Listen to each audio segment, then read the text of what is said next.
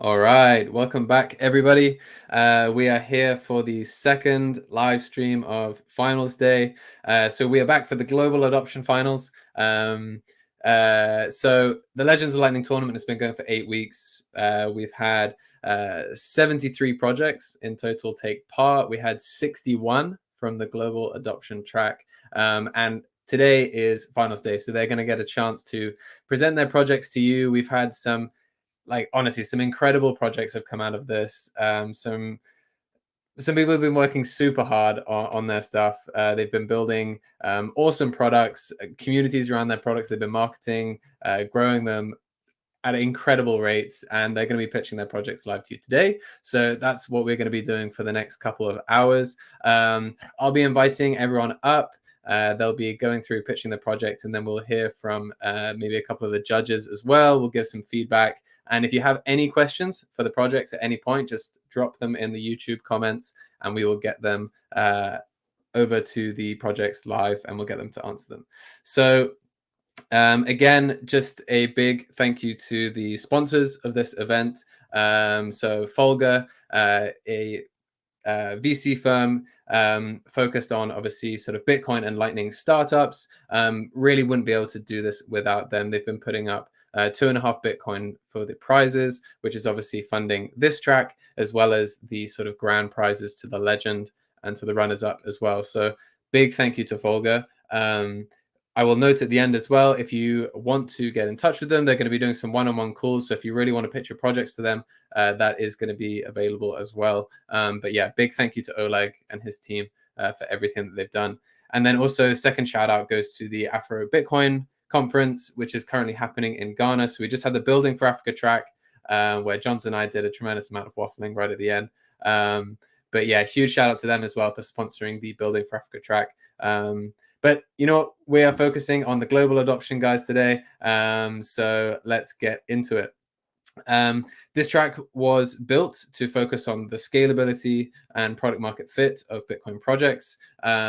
Really what we wanted to do was we wanted to address the question, how can we get the sort of increase the global adoption of Bitcoin and Lightning projects and products around the world? So how can we get instant payments, borderless remittances, these types of things into people's hands, and we just let people run wild with their imagination. So people were building on Lightning, they're building on chain, and there's a real mixture of both.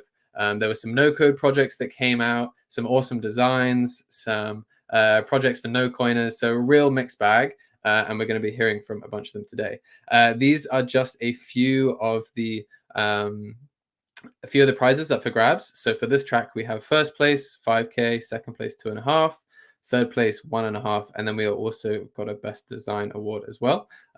So we are obviously design focused, and we think that's obviously a key to adoption too. So super important, and keep an eye on those.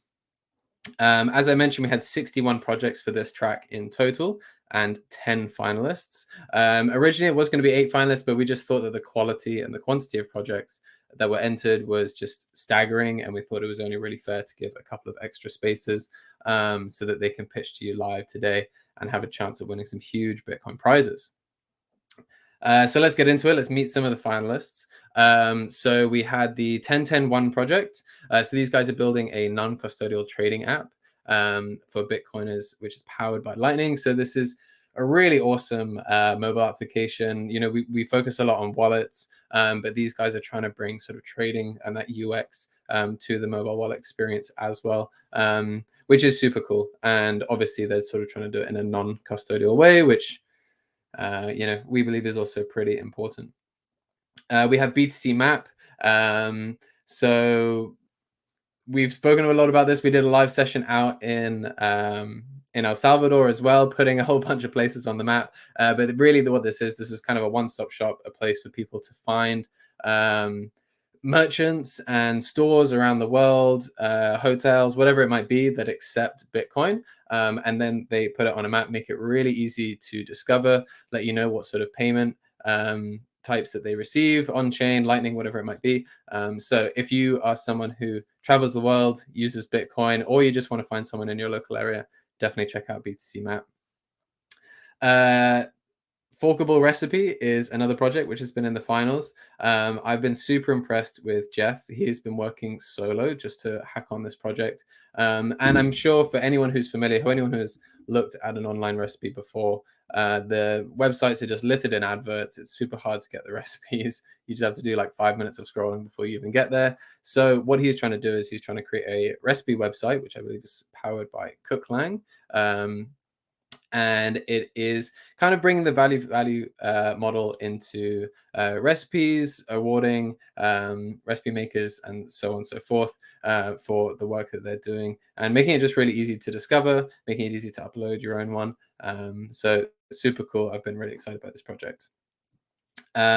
Jay is also going to be joining us today. So he's been working on Lightning mobile push payments, which, as I'm sure a lot of you are aware, this is actually a really important and fundamental issue. Maybe we can get one person in particular's thoughts on it a little bit later at the time.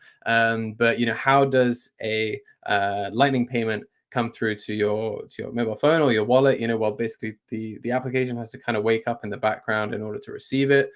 So what these guys are doing is essentially creating a sort of a way for those applications to kind of wake up and receive these payments. So really simple, but super, super effective and very important. The Lightsets team are here. We're actually going to be hearing from them first in just a couple of minutes. But these guys are trying to sort of onboard no coiners or people who are new to Bitcoin without necessarily having to lose the sats that you give them as well. So everyone here has probably downloaded a wallet or told your friends to download a wallet, given them $5 in Bitcoin or over Lightning, and then you never really know if they're going to use this. You might lose those sats into the into the ether, or probably a bad word to use there, actually. You might lose the sats because they never pick up the wallet.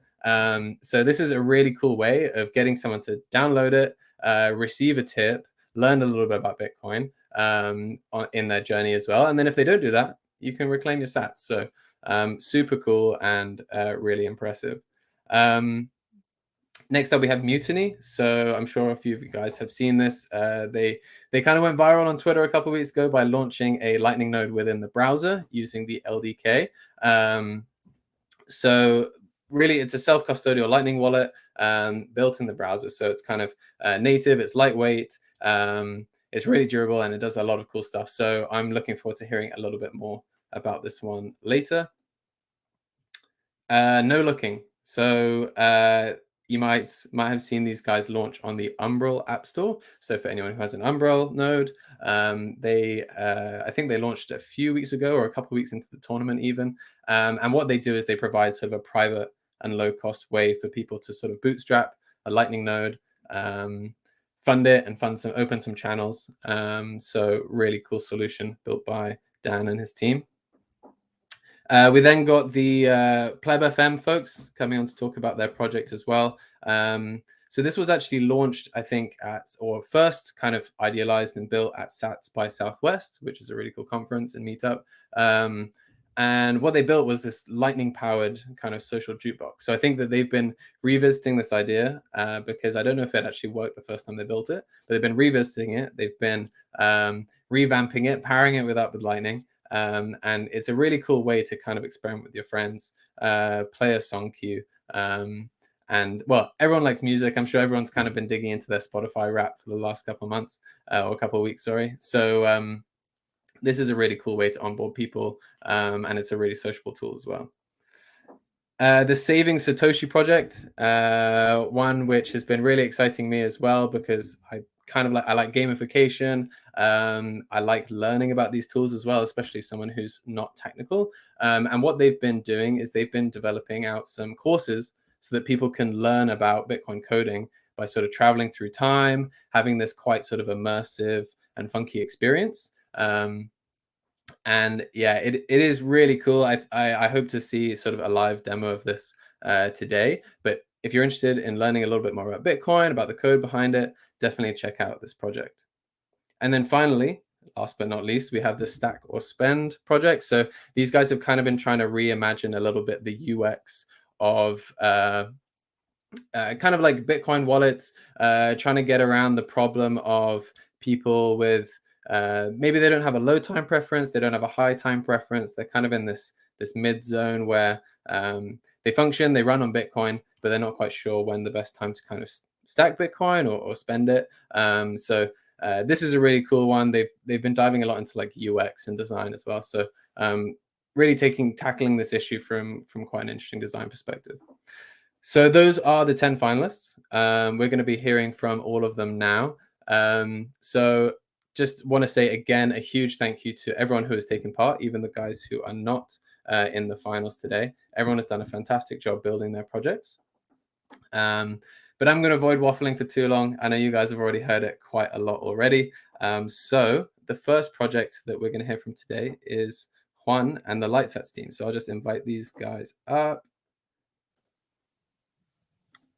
Hey, what's up, Ed? Hey, how you doing, Juan? Good, good. Hey, Ed. Hey, and Rene's here as well. I know that Roland is also on your team. I'm not sure if he's in with us today, but a big shout out to him. Well. Yeah, he's in Thailand, so it was really late for him. He said he was going to put his alarm so he could wake up and tune in for sure. Cool. Nice. All right, guys. Well, I'll give you the stage.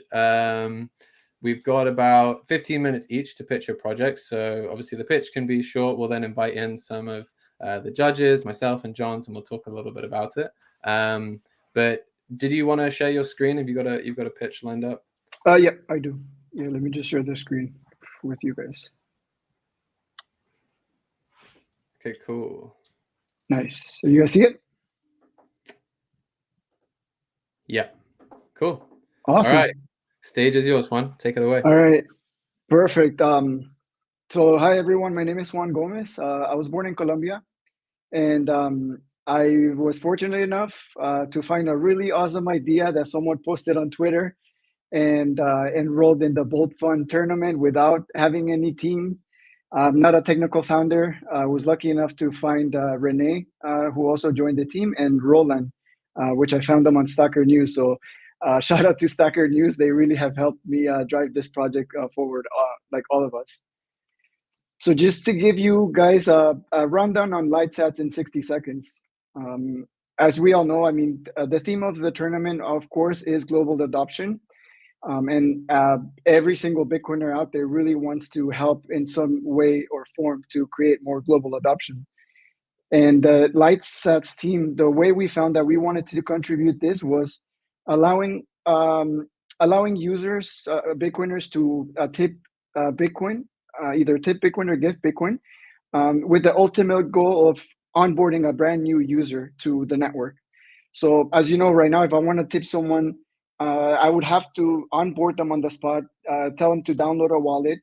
You could send the sats to his wallet, and you go out of your way with your life, and that person just receives some sats, but they don't know what they can do with it, or what it really means to really own Bitcoin, right?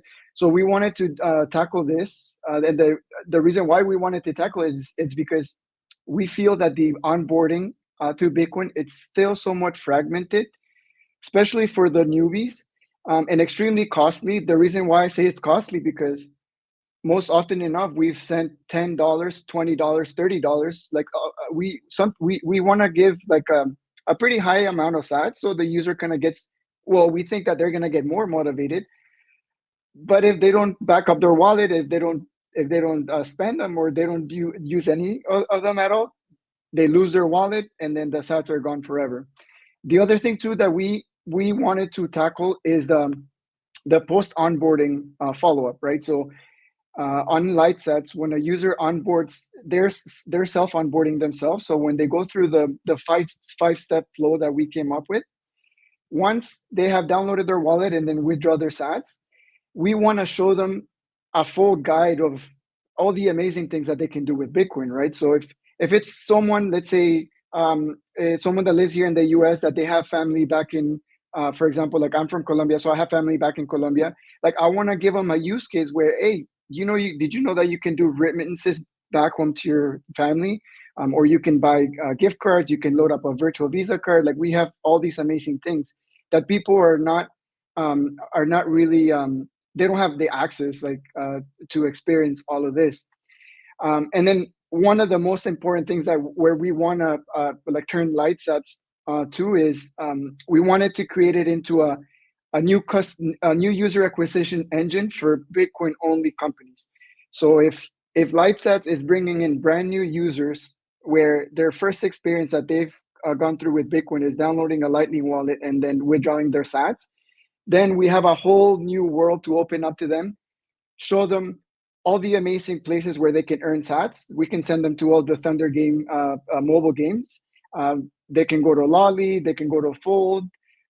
There's Stacker News. Like there's just so many amazing things. There's Fountain too, that they can generate Bitcoin, so they don't have to buy it.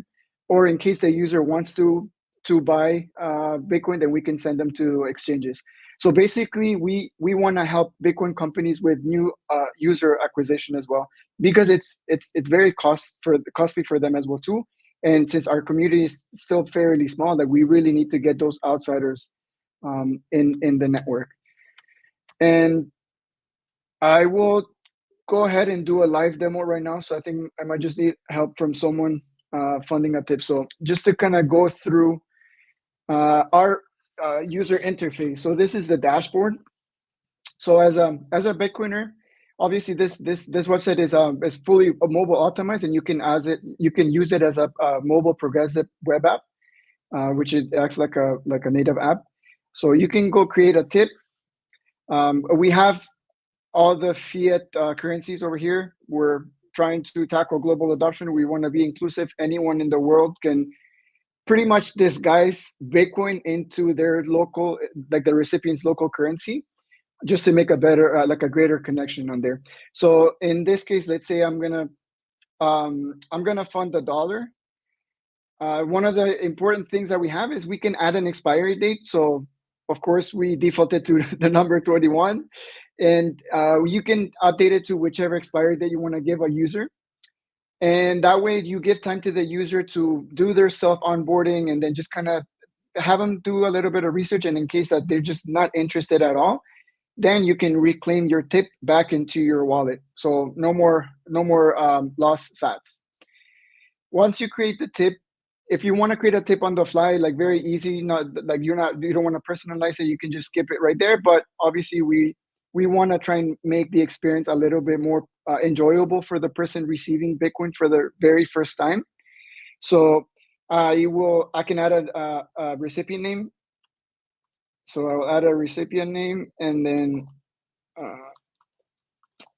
I can add a quick little message. So for the servers. Okay. And another thing too is we're also working on translating the app. So we got English, Thai, Portuguese, Dutch, Spanish, French, and this one, I forgot which one was the Norwegian, I think, is the one that we have. So once you create the tip, you'll see the QR code. I'll just fund this one because it's a little bit of a higher one. So I'm just scanning it with my Strike wallet. So I will go ahead and fund the tip, and then it will automatically update the QR code into a scannable QR code that a regular user can scan with their iPhone camera. And then I think someone else already paid the tip, Juan. Okay, so someone else. John Snow. He's always on there. Okay, got it. Perfect. So basically, that's the entire flow of a user loading a tip. We allow the user to follow the full journey, right? So once a user claims the tip, so for example, he just withdraw the sats into his own wallet. So we see all the progression, like all the steps that the user is going through, just in case. Let's say if you're gifting your family member, and then you see that they're stuck in the wallet screen or anything, if you have that personal connection with that person, you can reach out to them and then let them know, hey, I can help you, and then just kind of go follow through with the rest of the onboarding. This is so these are the screens once the user claims the sats. So actually, I will just give you a live demo because I had one already that was ready. So this is the screen right here. I just claimed 1,000 sats. So this is the first thing that the user sees. We want to let them know, obviously, that just kind of like warm them up on like what Bitcoin is and that they need to download a wallet and withdraw sats to their custody. So once they click on start your journey, we've prepared like these like a simple slide on what Bitcoin is, just kind of like giving them the very bare basics of what Bitcoin means and what it can do. So Bitcoin is digital cash, emphasizing that you can use it anytime, anywhere in the world, that you can be your own bank. So self-sovereignty, which is extremely important. It's somewhat difficult for people to understand. Bitcoin is deflationary, and Bitcoin is freedom, especially like in some of the like third world countries that is doing amazing things out there. Absolute scarcity. Bitcoin is not crypto, which we really want to show users, new users. We don't want them to go down the shitcoin path, right? Like we want to keep them on track and just let them know like all the amazing things, and pushing renewable energy. So I think obviously this is a lot of the FUD that we're getting from a lot of the media saying that Bitcoin is boiling the oceans and whatnot. So once they have gone through this simple slide, then they will go through their Lightning wallet.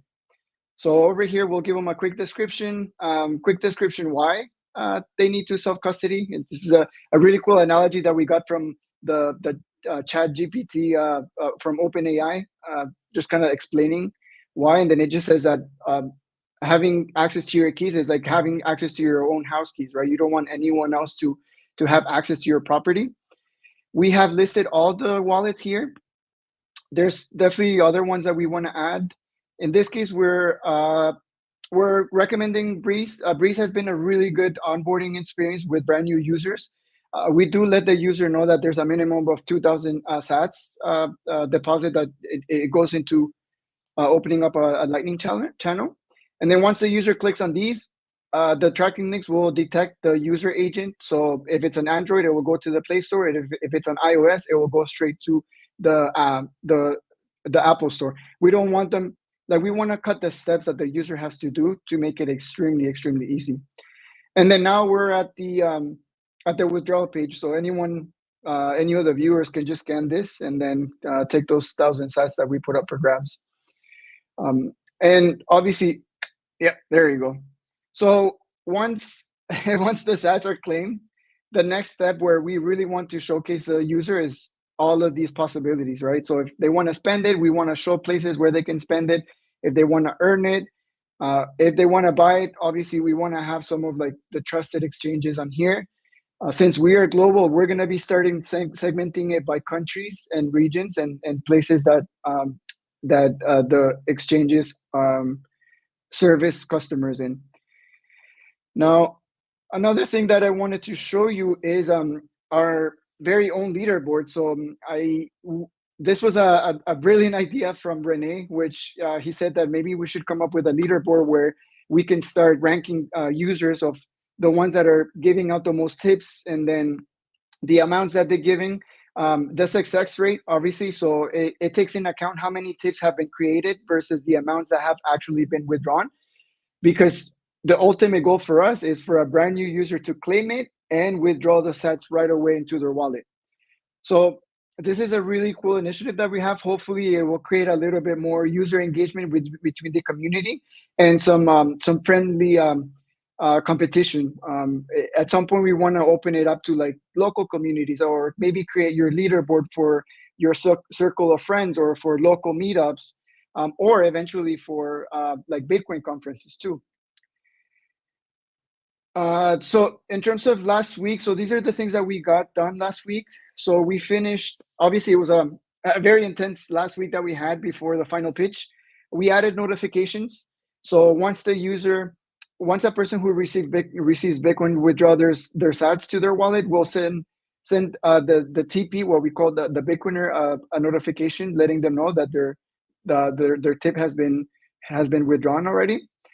We have also added achievements. So we kind of broke down every feature conversion point that we have on our app, and then we wanted to lay it out there for the users so they can start experience the whole the whole platform, right? So we will give you a badge if you add a profile picture. Of course, if you want to stay anon or you don't want to show your face or anything, you don't have to. If you claim a tip the first time, we give you a badge. If you use WebLN, we give you a badge. If you link a Lightning wallet to your site, we also give you a badge. So just trying to gamify the whole user experience.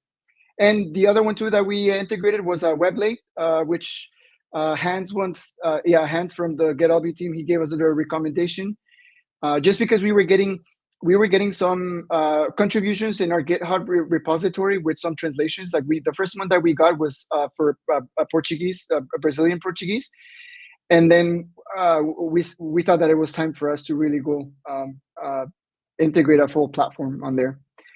And I'll just touch down on the monetization part. Obviously, I mean, it is nice for us to really build awesome products, but I mean, at some point you really have to think about it as a business as well. I mean, because obviously for me, I would love to quit my full-time job and continue working on this full-time.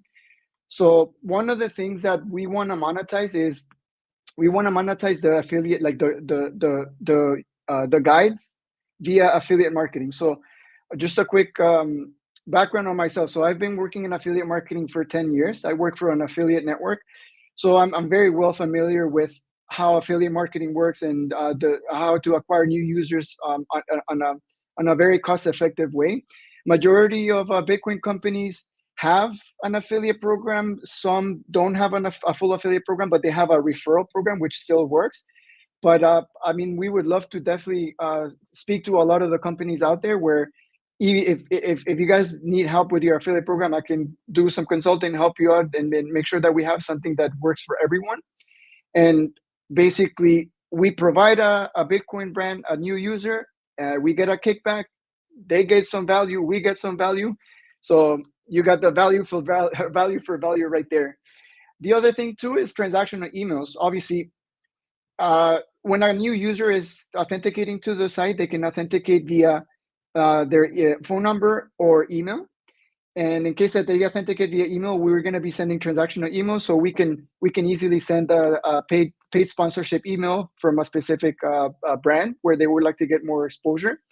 And then we also want to do the leaderboard sponsorship. So this is an idea that we want to build on. So for example, like the Bitcoin Miami conference next year, we want to see if the Bitcoin magazine team would be interested in sponsoring the leaderboard, so we can get all the conference attendees just to start orange pilling people throughout the city, right? So if you go get a coffee at the coffee shop, here's $2 in sats or whichever. And then long term, this was an idea from Michael Atwood at Oshi. He said that it would be awesome for us to open up a third-party API where we can build some sort of onboarding as a service, right?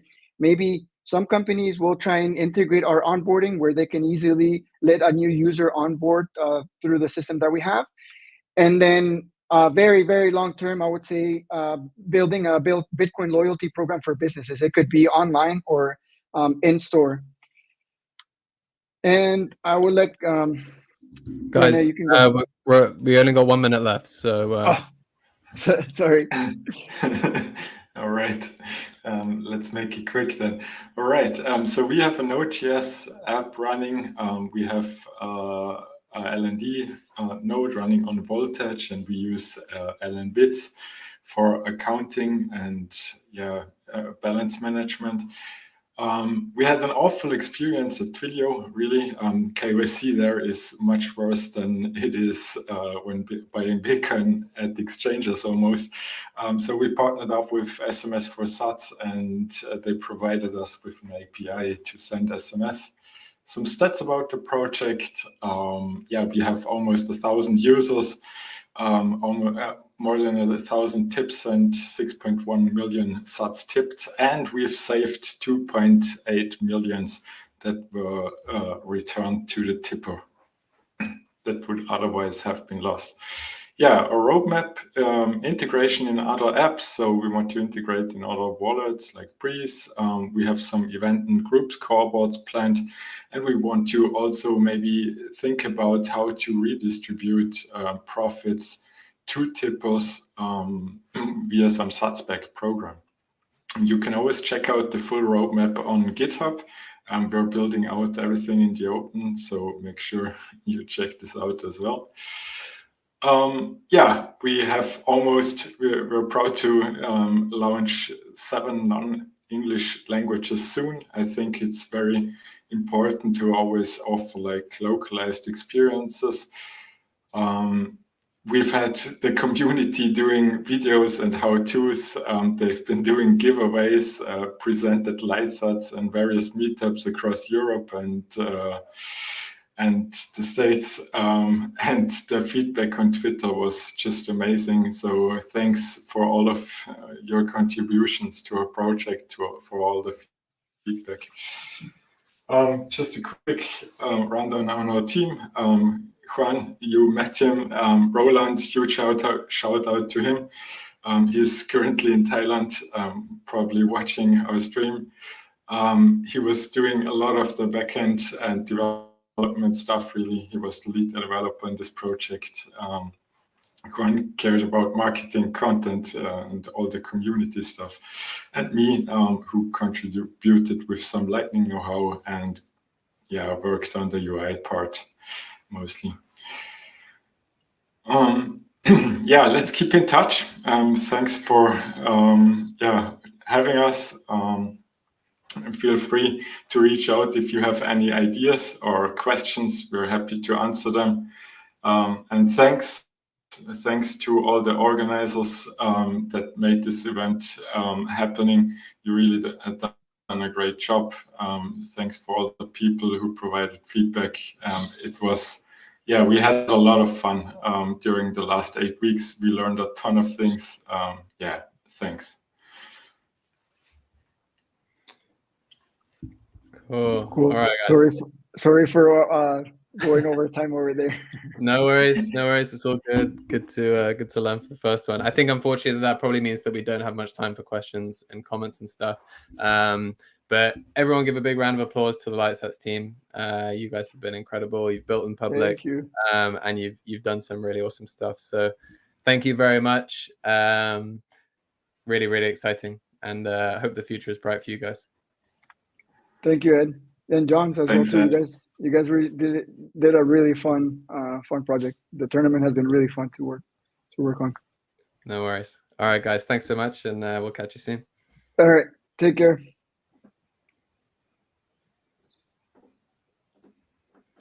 Okay, so next up, we have the Saving Satoshi team.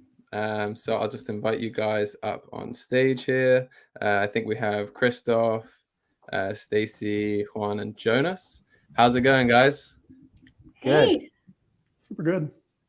Nice, cool. Well, Christoph, were you gonna do the background screen share thing? What's the plan? What are you gonna do? Are you gonna share a screen? Do you need me to help you put something up on stage, or?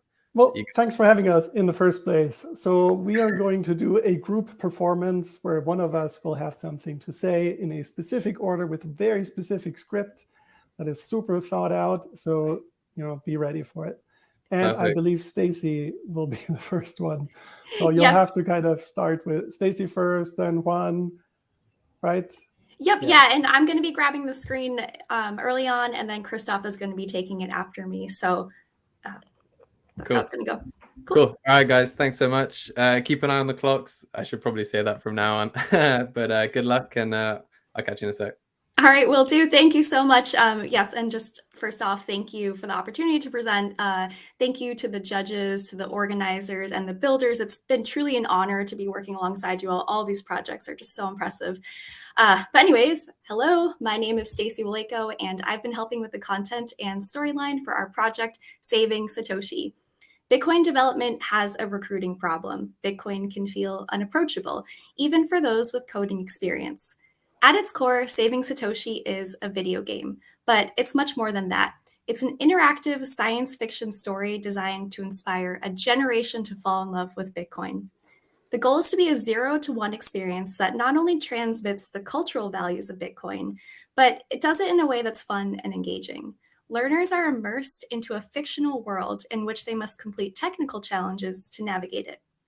The storyline and technical content are intended to be accessible for coders of all ages, but we're also building in layered lessons so learners can go down rabbit holes to explore more advanced material. We're also excited to be including opportunities to collaborate with friends. Bitcoin can be pretty serious, but we've created Saving Satoshi to be fun.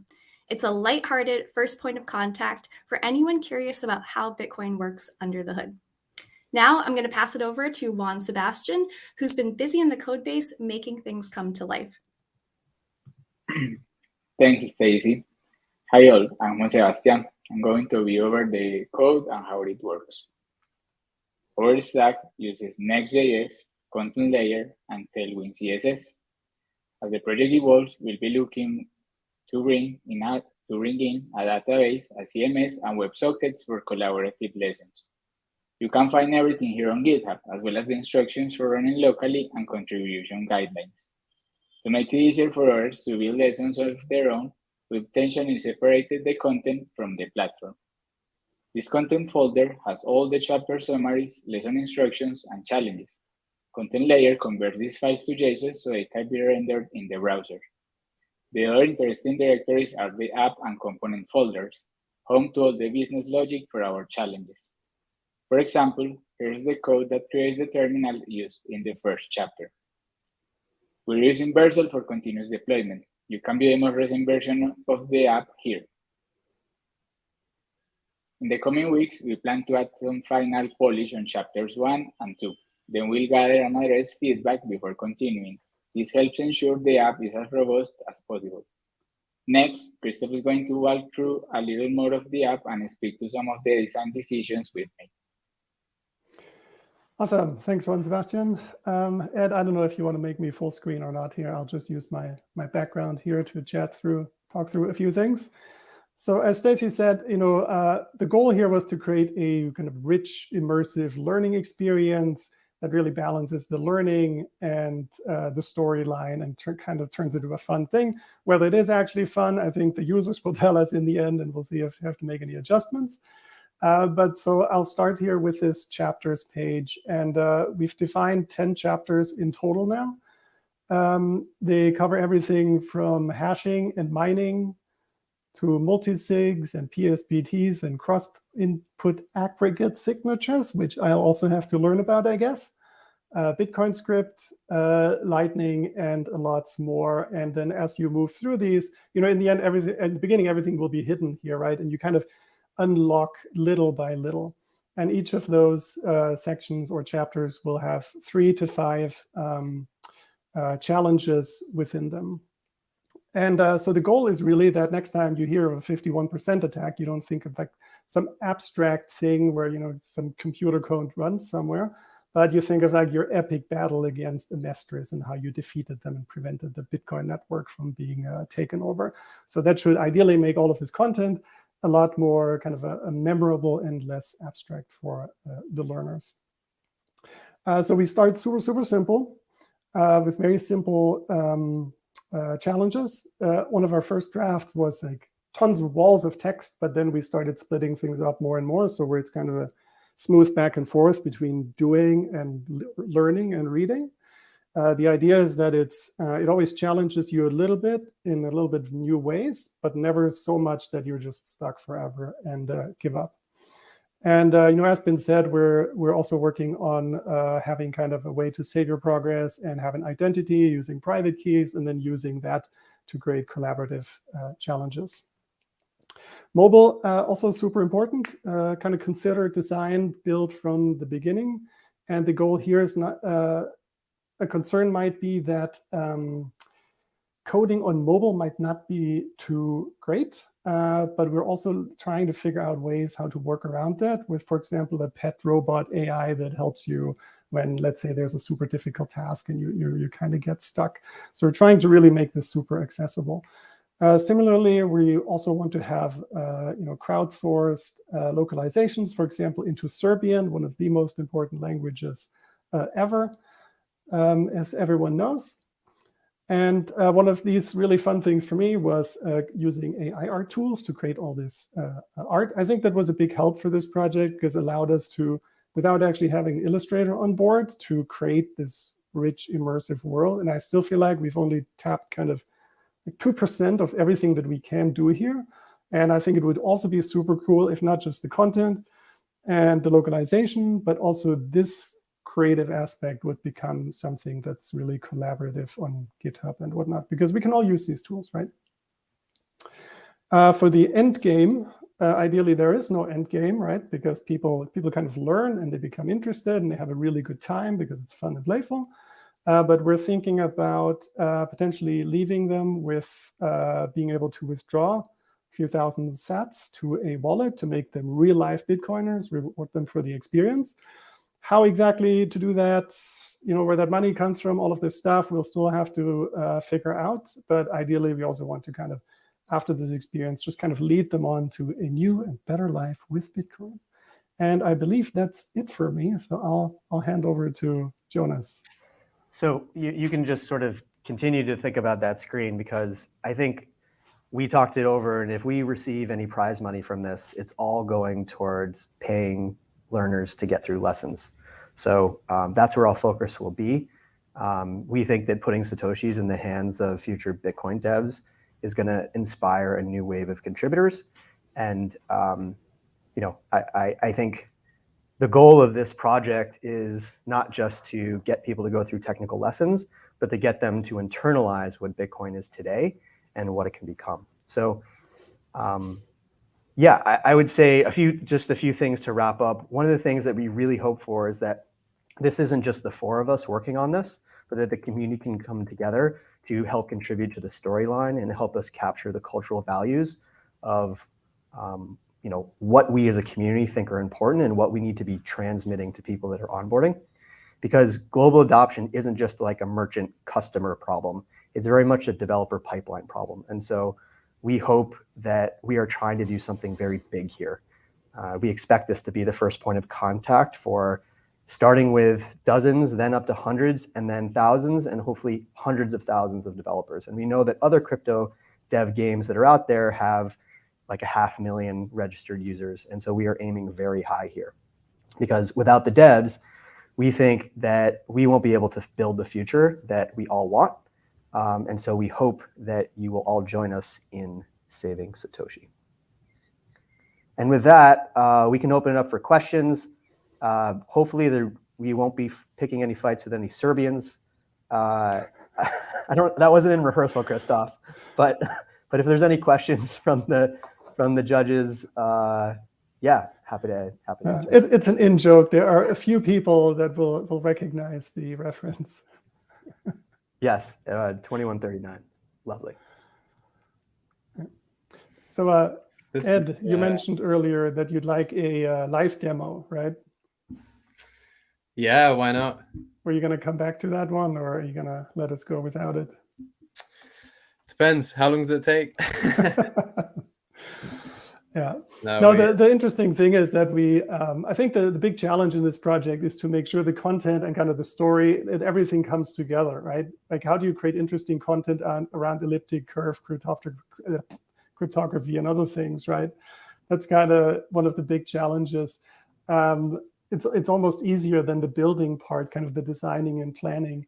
But you can actually go, I'm not sure, I don't think I'm giving anything away here, but you can actually see the latest development version at savingsatoshi.com.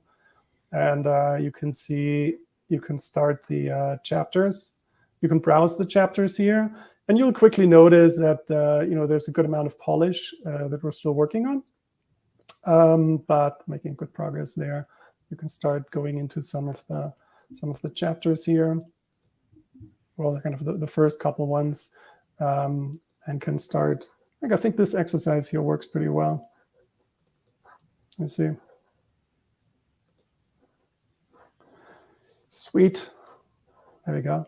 So that's kind of where we are right now. Heavy construction, I think.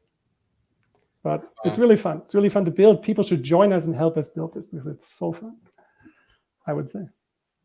Anyways, back to your questions. Sorry. Putting the fun in bolt fun. No, I love it. Yeah, I think there was one point there, which is kind of just in terms of like, we need to attract more developers. We need to kind of make this more fun to learn about Bitcoin and Lightning, and also like the history of it. And personally, I really love this way of turning it into this kind of sci-fi journey where you kind of go through, you learn about it. And for me, that's kind of what Bitcoin's all about as well, right? It's kind of like enjoying the experience of like learning about it, jumping down the rabbit hole, learning about a couple of these things, even for like non-technical folks, right? To kind of learn about what a scripting language is, or like you said, an elliptic curve, or some of these other things that you mentioned, which even you had to learn about, and you're kind of an experienced Bitcoiner. So hats off to you guys. This is super cool. I'm definitely going to go to savingsatoshi.com and try it out. So I'm just going to plug that link there. I think we got it up on the screen there as well. So definitely go check that out, take a lesson, and have some fun. Yeah, I'm waiting until the Serbian version. So yeah, we're gonna be opening a Peak Shift office in Serbia here, Belgrade. Gonna see it on Thursday. Super excited for that. So yeah, it's all love, Jonas. Don't worry, it's all love. Big things are happening in Serbia with the Bitcoin hub and stuff like that. Yeah, and amazing work for you guys as well. Really like the project. Yeah, cool. Thank you guys. Thank you guys so much for joining and taking part as well. We're gonna move it on to the next project, but big round of applause for you guys. And yeah, we'll make sure that people can find you in the show notes and stuff like that. So thank you. And also really cool script. I really like the way that was pitched. That was really inventive and fun. So thanks. Cool. Thanks all. Good luck to all the teams. Thank you. See you guys. Okay, so the next project we have is Mutiny. I think we've got Mutiny backstage. Hey there, how you doing? Can you hear us okay? Yep. Hey. Okay, cool. I kind of gave a brief introduction to Mutiny at the beginning. I kind of probably butchered it. You're going to do a way better job at pitching it. But I'll give you the floor. It's all yours. You've got 15 minutes, so just take it away. Sweet, thank you. Thanks for having us, and thanks for putting us on the finals. I'm Paul. We got the whole team here, Ben and Tony. I'm gonna do a slideshow. Let me just pull that up. Let's see, and hope the present thing works. Let's see, share screen, window. Oh, to do the whole screen. I guess I got to do the whole screen. All right. That's fine. All right. I got notes somewhere, but it's fine. So yeah, we're Mutiny. It's a node in the browser, and we built it. So this is us. Tony is a Lightning privacy developer. I'm a front-end developer. We both work at Voltage doing research and open source. Ben is well known for his work on DLCs and as a host of the Austin Bit Devs, and he works at the Bitcoin Company. So what is Mutiny Web? It's a self-custodial Lightning wallet and works in a web browser. So the idea is you can get on Lightning with a click of a link. If I hand you a URL, you go there, you have a full node and Bitcoin wallet all running in the browser. We have an alpha that is we released at the end of the hackathon. Please don't put money in it. But you know, it works on mainnet, but it's got a lot of polish to go for. Who is it for? So I mean, first off, this is the wallet we want to use. We're definitely building for ourselves, and the idea in general is it's a spending wallet, you know, and it does privacy best practices by default. All of us have done a lot of thinking and learning about Lightning privacy, and there's a lot to know as a user. And so we think we can help design the guide rails and make a really easy to use Lightning app that just does it by default. And so make Lightning not only easy to use, but easy to use really well. And so ultimately, we think this could be anyone's first Bitcoin wallet, and it's very accessible. Again, it's just a link away. So what did we do during this hackathon? We built a full Lightning node implementation. So that's everything from peers, channels, the on-chain wallet, a lot of plumbing. We deployed it to the web, And then we built a mobile-friendly UI that's basically a node administration interface right now. It's not the long-term vision yet. It's not beginner-friendly. It exposes all the kind of the gritty details of running a node, which I don't think, hopefully, every user is going to have to deal with, although we still want it to be available to power users. And it's also not production ready again. Again, it's an alpha. Please don't put all your funds on it. But we have, all three of us have set up mainnet nodes with this and made transactions with it. Under the hood, and this is pretty technical, but I think it's really important. The foundation of what we built this on, it's built mostly with Rust, which is a highly performant and safe systems programming language. It's a progressive web app, so it can be installed on your phone or on your computer like just a normal app, basically. And we have this great ecosystem in Rust of Bitcoin libraries to build on, like BDK and LDK. And also, because we built it in Rust, we think it's portable to other platforms. So we built it for the web first, but there's some portability that we gained by building it how we did. And so why did we do this crazy undertaking? So by being in the web, it's easily accessible to anyone with a phone or a computer. The web is a really powerful platform, and billions of people own devices right now that could pull up Mutiny and have a full node in their browser. It also allows us to iterate fast. We're getting issues already and bugs, and we can fix them in an hour rather than the typical app store cadence of like a week or two. We also own the whole tech stack because we built everything kind of from scratch.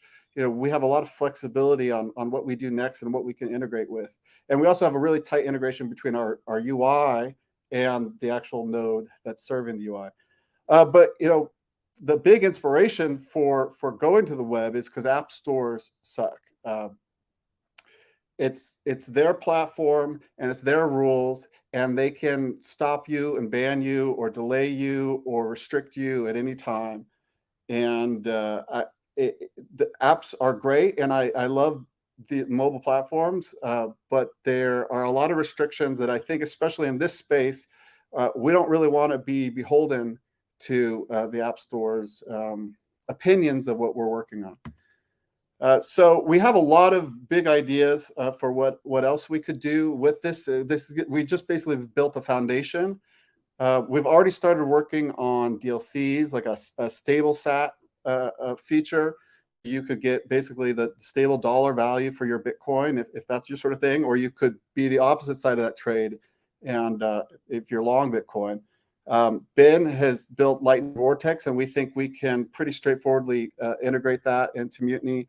And also we want to have LSP integration for easy onboarding, so you can start with zero, start receiving Bitcoin right away without all this channel management stuff.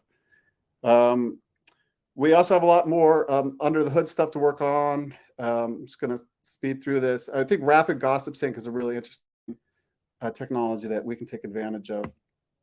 We're also going to make all sorts of business deals because it's just the web. So everything that we want to integrate with can ultimately be kind of a link away. And like I said before, it doesn't have to stay on the web. This is very portable, and we could make a mobile app or even a browser extension. We'll go where we need to go. So with that, Tony's going to take it over for the demo. Hey guys, we'll do just a quick one here. We got 2 Mutiny Web instances here. And I just wanted to kind of demonstrate being able to connect from one to the other. And so like Paul said, these are like real Lightning nodes, and we even, just in the past week got Mutiny to Mutiny connections working. Or at least hopefully. If this, let me just refresh real quick. Actually, live demos are never fun. But we'll see. Okay, cool. So we got 2 Mutiny users connected side by side, and we can open a channel from one to the other, just like you would expect normally. And again, hopefully, as time goes on, we don't have to stay with this, like, having to worry about channel management and things like that. Just going to mine a few blocks here just to kind of get that channel established. And after that syncs, we should have, has to do a little bit of a syncing first, but after that works, we should have a channel between these two users. Okay, so the channel has been established, and so now we can, let's see, 10,000 should be good. Let's do 20,000. And we are using BIP21 for this. We've integrated it, and we kind of, I guess, default to using Lightning when we can. Okay, so fail to send payment. Not typically unexpected. Not sure why that is, but I won't troubleshoot live on air. Not paid. Yeah. So okay. Well, that suggests there's still some bugs to work out, but I think that kind of demonstrates that we've got a real Lightning node, and it sometimes works. There's still a lot to do on that part. That's probably it. Yeah, so I think it's time for questions. Let me see if I can stop screen sharing. Yeah, that's Mutiny. Oh man, that was really cool to see that live and in the flesh. I'll get Johns, my slightly more technical compatriot, in here. Johns, did you have any question for the Mutiny team? Yeah, I did. And if anyone else has questions, drop them in the chat. I will lay them up to the team. So, hey guys, hey Ben, what's up? Yeah, so question about some of the challenges maybe that you ran into in getting this running inside of a browser, because I think there's some parts of a Lightning node that's not able to run in a browser. So, what kind of magic are you guys doing? Yeah, there's two main components that you have run into issues, and that's both storage and networking.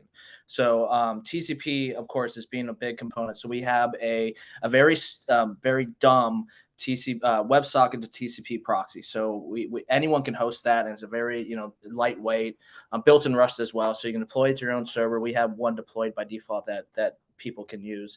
And it just forwards packets that come in through WebSocket to the destination node, and we do the same logic for the Mutiny to Mutiny connections as well. It's just WebSocket to WebSocket.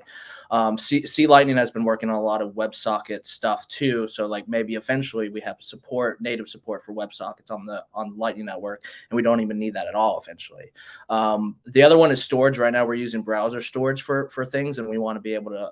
Paul kind of hinted at it during our next steps, is kind of taking that out and not always just living in the browser and being able to have end-to-end encrypted storage. I know LDK is also working on some encrypted state mechanisms as well. So that's possibly something we can utilize when the time comes. But those are the two main components. I think another issue we had as well was like no one had tried to compile this stuff to WASM before. So like a lot of our code is just like copy pasted code from LDK that we had to fix to work in WASM. So that was a little bit of an issue, but it works now. So we were like giving a lot of feedback to like the LDK and BDK team. We made a couple of PRs to both and like through this like hackathon. So it's been cool to like kind of push the limits on those libraries. Yeah, you guys have done a tremendous work, especially on the technical front here.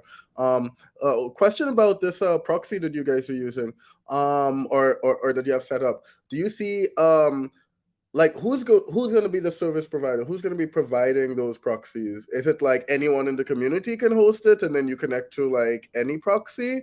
Do those proxies have any other capabilities, or like do you see those services packaged up with any other capabilities? And like what's the incentive to run it? Yeah, I'm going to share my screen again just so you guys can see the UI that we have for this right now. In the settings, you can configure your node or what network you're running on, and what your block source is, because we're not running a full Bitcoin node, right? So we need that to point to somebody's or your own block source. And then this is our proxy. But it should be really easy to deploy. I think, and we didn't have time for this week, but I'm really hoping to soon to have instructions to deploy this yourself to Replit, like including the proxy. So somebody could just pull open a Replit, click play, and they're self-sovereign, except for the block source. But that is also self-hostable. That's a little harder, but that's also doable. So, there's some sort of 80-20 rule. We assume that a lot of people are going to use our service if just at mutinywallet.com's proxy. But we want to really emphasize the self-hostability and kind of have this. I really like to think of it as sort of like a progressive enhancement where you start out with, it's not custodial, it's self-custodial, but we are still relying and doing some trusting. And as you learn more and understand more, maybe you start digging into what's a channel, and then at some point you're like, you know what, I want to host these things myself. And I think we can kind of handle that whole user journey from their very first Lightning wallet all the way to total cypherpunk. And it is super easy to self-host. It's just I think right now how we're hosting it is just a Docker image. So it's not anything fancy where you need to learn stuff. Yeah, it should be deployable to all the major node implementations, Umbrella and stuff, and we hope to be able to do that soon. Yeah, we got a message from Christoph who says he's ready to use Mutiny and saving Satoshi and use it for some of the coding exercise. There you go. Yeah. And I mean, a lot of the tech, like Ben said, a lot of getting LDK, BDK working in the browser. I mean, this is open source, and we really do hope that people, if they have a need for a node in the browser, that our tech will hopefully, it's not right now easy to take off the shelf, but hopefully that will be also possible. So if other people want to do this, I think we can hopefully smooth the runway for them a little bit, including making their own front ends if they want their own version of the wallet as well. Yeah, the front end was definitely the easy part. I'm really grateful to be a front end dev because they were hitting some real hard roadblocks. So amazing work, guys. I have a bunch of questions more, but Ed's shuffling me off. Apparently, it seems that we're now unofficially sponsored by Corona Open JBay. What's this about? Yeah. So I'm going to be shuffling through some hats through these finals. We had some Bitfinex stuff, but I feel like it's good. It's past 5 p.m. now, so I feel I can get into the alcohol sponsors, which, it just feels necessary. But yeah, thank you so much to the Mutiny team. You guys have done a stellar job. We'll be in touch. This is a super cool project, and we're definitely going to keep an eye on it. So thank you guys. Thank you guys for doing this. Thank you. Of course. Catch you soon. Cool. Okay, so next up, we have the 10-10-1 team. So I think some of these guys are sitting backstage. Let's get them up. Hey. Good morning. Hey. Good morning, good evening, good afternoon. Everyone. Good morning. Cool. Time zone. Yeah, exactly. Well, it's beer o'clock where I am, so that's all I can say. I think morning for some people, who knows? But cool. Well, guys, we'll give you the stage. 50 minutes. Keep an eye on the clock, and best of luck. And I'll come back in at the end. Ask some questions. All right, thanks. I'll share a screen.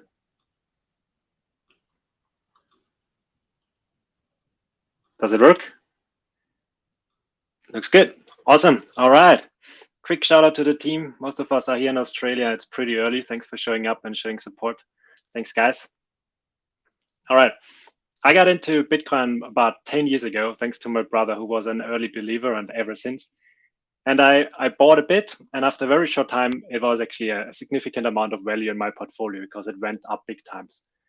But then, just 2 years later, I lost all of my Bitcoin. I was shocked.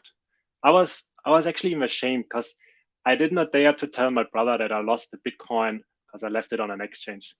Even worse, I lost trust. I lost trust in Bitcoin, and so did a lot of people at that time. It took me over 2 years to get over that and invest and devote my career to Bitcoin again. And we thought that the ecosystem evolved, right? We matured, exchanges matured, they got better tech, they're not gonna get hacked again. I mean, Mt. Gox was 8 years ago, right? But no, just a few weeks ago, thousands of users have lost their life savings in the FTX collapse. But why? Why does that have to keep happening? People want to trade, they want to invest, and they want to save in Bitcoin. And because there's a lack of non-custodial services and trading solutions, the only way to do so is by depositing their hard-earned money into someone else's wallet. And the problem is that every time a Bitcoiner gets hurt, it hurts the whole Bitcoin ecosystem. And this hinders global adoption. And it's just a matter of time until this happens again, unless we build an alternative. Because I had to learn it the hard way, I made it to my mission to build non-custodial financial solutions for everyone. You might have heard your favorite Bitcoin maximalist on Twitter saying this before, but I still want to repeat it. Not your keys, not your coins. Differently said, if you're in control of your keys, you're in control of your coins. And this is the answer to the problem of exchanges losing user funds. Non-custodial services. Because if we don't give them our money, they cannot steal it, they cannot run away with it, or they cannot lose it. Ladies and gentlemen, let me introduce to you 10-10-1, one app, all things Bitcoin. It combines the power of a non-custodial wallet with the vast world of trading and investing. Accounts? No, thank you. Depositing your money to an exchange? Please go away. You should not be afraid of a platform vanishing with your funds. You should not accept any counterparty risk when you want to trade. 10-10-1 is a fully non-custodial wallet from payments, investing to trading. The choice of technology was super easy. It has to run on the phone and it has to run on Lightning so that we can deliver it to the masses. 10-10-1 is the binary representation of 21, as in 21 million Bitcoin, and it embodies the vision of Bitcoin, non-custodial and censorship resistant. At its core, 10-10-1 is a fully fledged Bitcoin wallet, which means you can transact on-chain with full control over your coins, and you can also send payments to nearly everyone on the Lightning network instantly with a very low fee. But the biggest innovation of all, and that is what we are super hyped about, is that we made it possible to trade derivatives over Lightning powered by DLCs. To be precise, we built an app which allows you to trade CFDs without counterparty risk over a Lightning channel right from your phone. And while the tech is still in its infancy, we have found the foundation to build truly non-custodial financial services, whether options, futures, CFD trading, or savings. With DLCs over Lightning, we can build all of that. And with these technologies, exchanges cannot steal or lose user funds anymore. Like 10-10-1, even if we wanted to, we cannot take user funds because the user is always in control of the money. Our business model is centered around non-custodial services, and we are not going to weaken this core value in any way. By default, all Lightning channels, though, will be open with us so that we can offer great UX and earn some fees when forwarding payments. A major challenge in Lightning is to get inbound liquidity.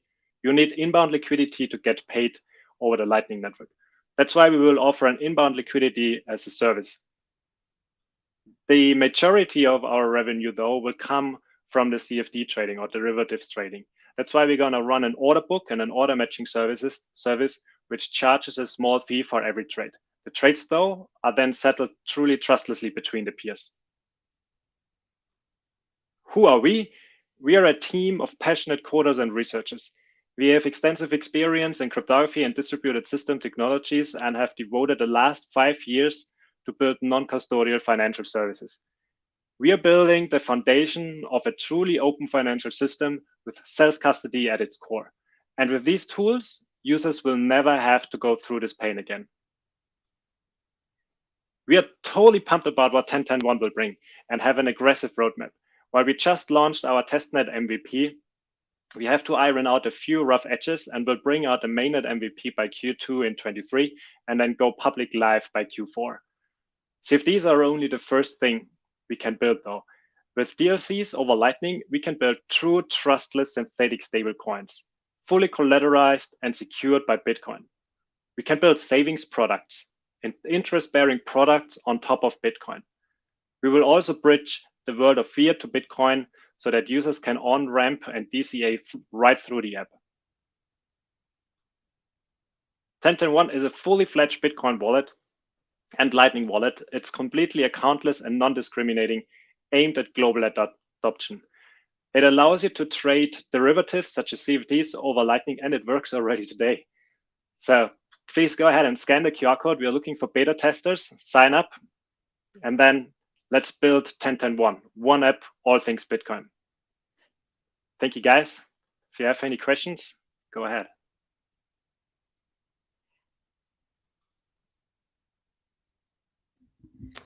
Oh, guys, that was really, really awesome. Also super cool to see how far things have come along since we had a chat like a couple of weeks into the tournament. We did some work on the app. We did some design reviews. So yeah, I mean, you guys have been putting in like a crazy amount of work here. One question, like what kind of user do you see using your application? Are you looking for people who are maybe looking to dip their toes into finance, experienced traders, Lightning and Bitcoin power users? What's your target audience? Well, the core requirement to get started right now is to have Bitcoin. So we are aiming at the Bitcoin maximalists out there already who are native with Bitcoin. But eventually we want to really make it easy and cater it for the masses. That's why we are that's why we bring it to the phone and make it possible for anyone to run it. Yeah, that makes sense. So actually that kind of also brings up this next question, which Boomy posted in the comments there. Is your focus going to be mobile only? You guys going to expand to the web? What's in the roadmap for 10.10.1? Oh, that's a good one. So we are experimenting right now with running it on the phone. It's the first time for us running a Lightning node on the phone. We have a hybrid model in mind where you can either run the full node on your phone, or you can run the full node somewhere else, like on Raspberry Pi, and just have a very thin layer with the private keys on your phone, and then connect to your Lightning node somewhere else. We haven't considered catering for web yet. I think that the mobile is already a big step towards mass adoption. Yeah, absolutely huge. I mean, I love using Bitcoin products on the mobile, so it's great to see that you guys have got a real focus on that. So thank you very much. Cool. Unless there were any other questions, Johns, did you have any thoughts on 10.10.1? Yeah, there was a question from Michaela from Fulgur.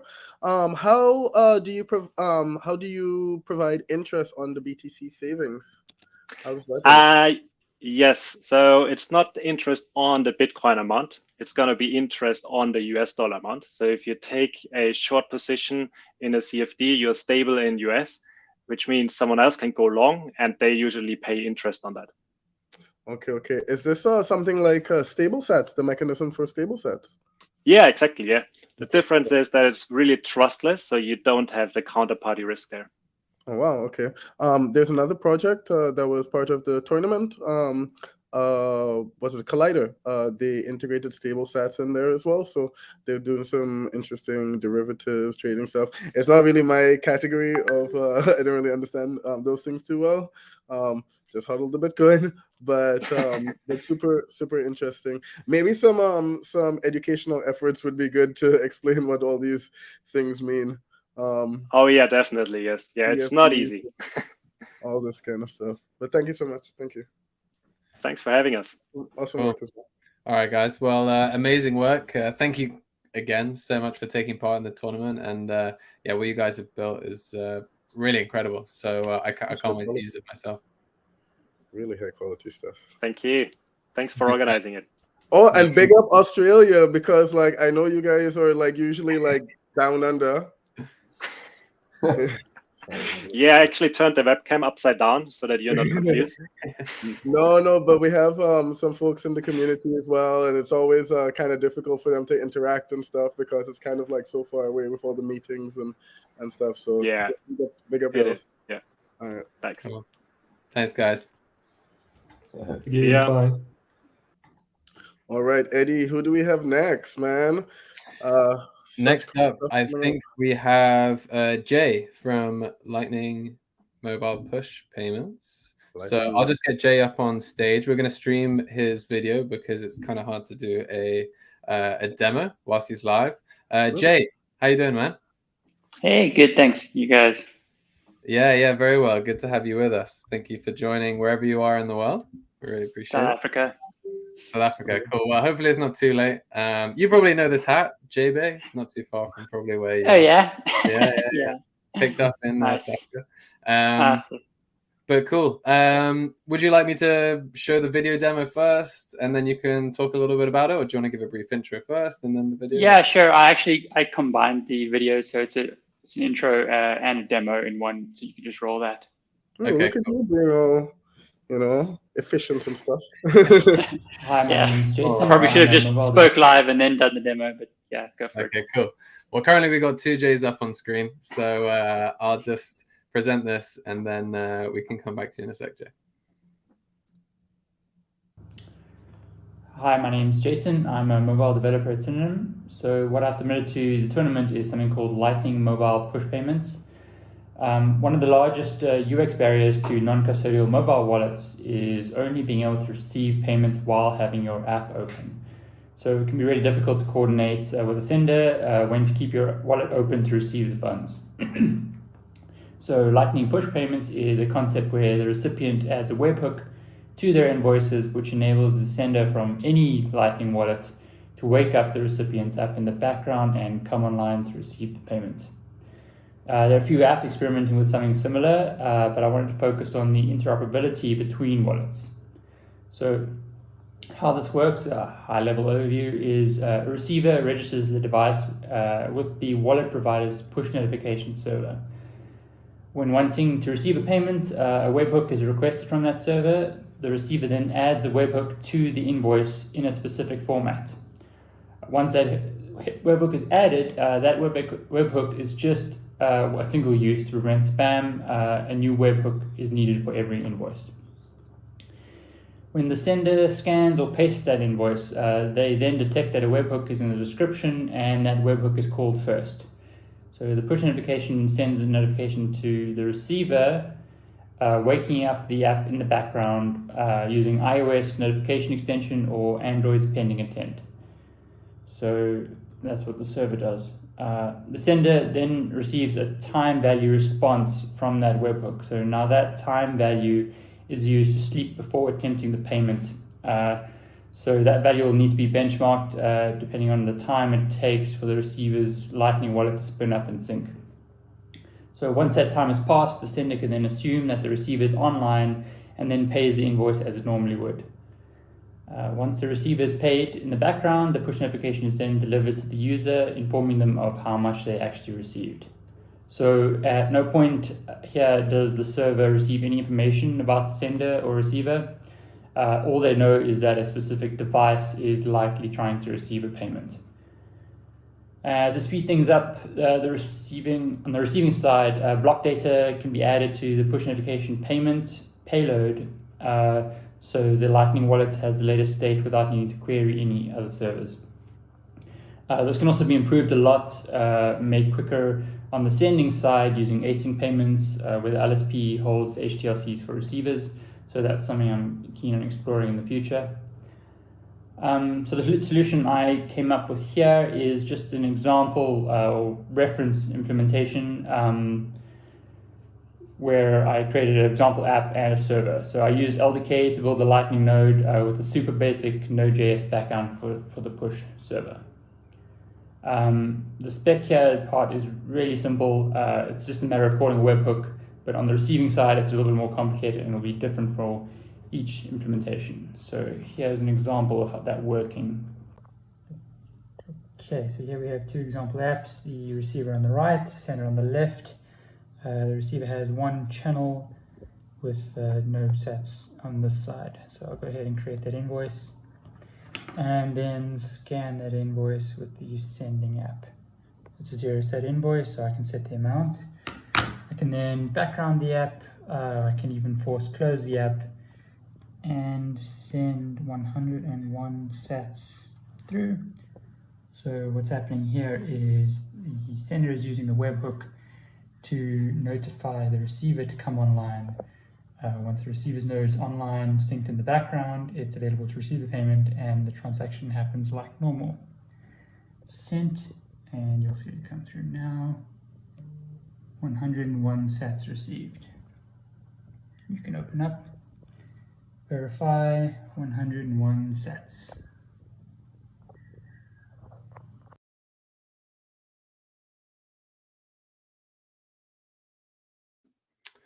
Wow, that was really awesome to see that in lifetime as well. You may notice as well, I've changed my hat for this one. I feel like it's only fair that I rep the synonym as you're also repping the team.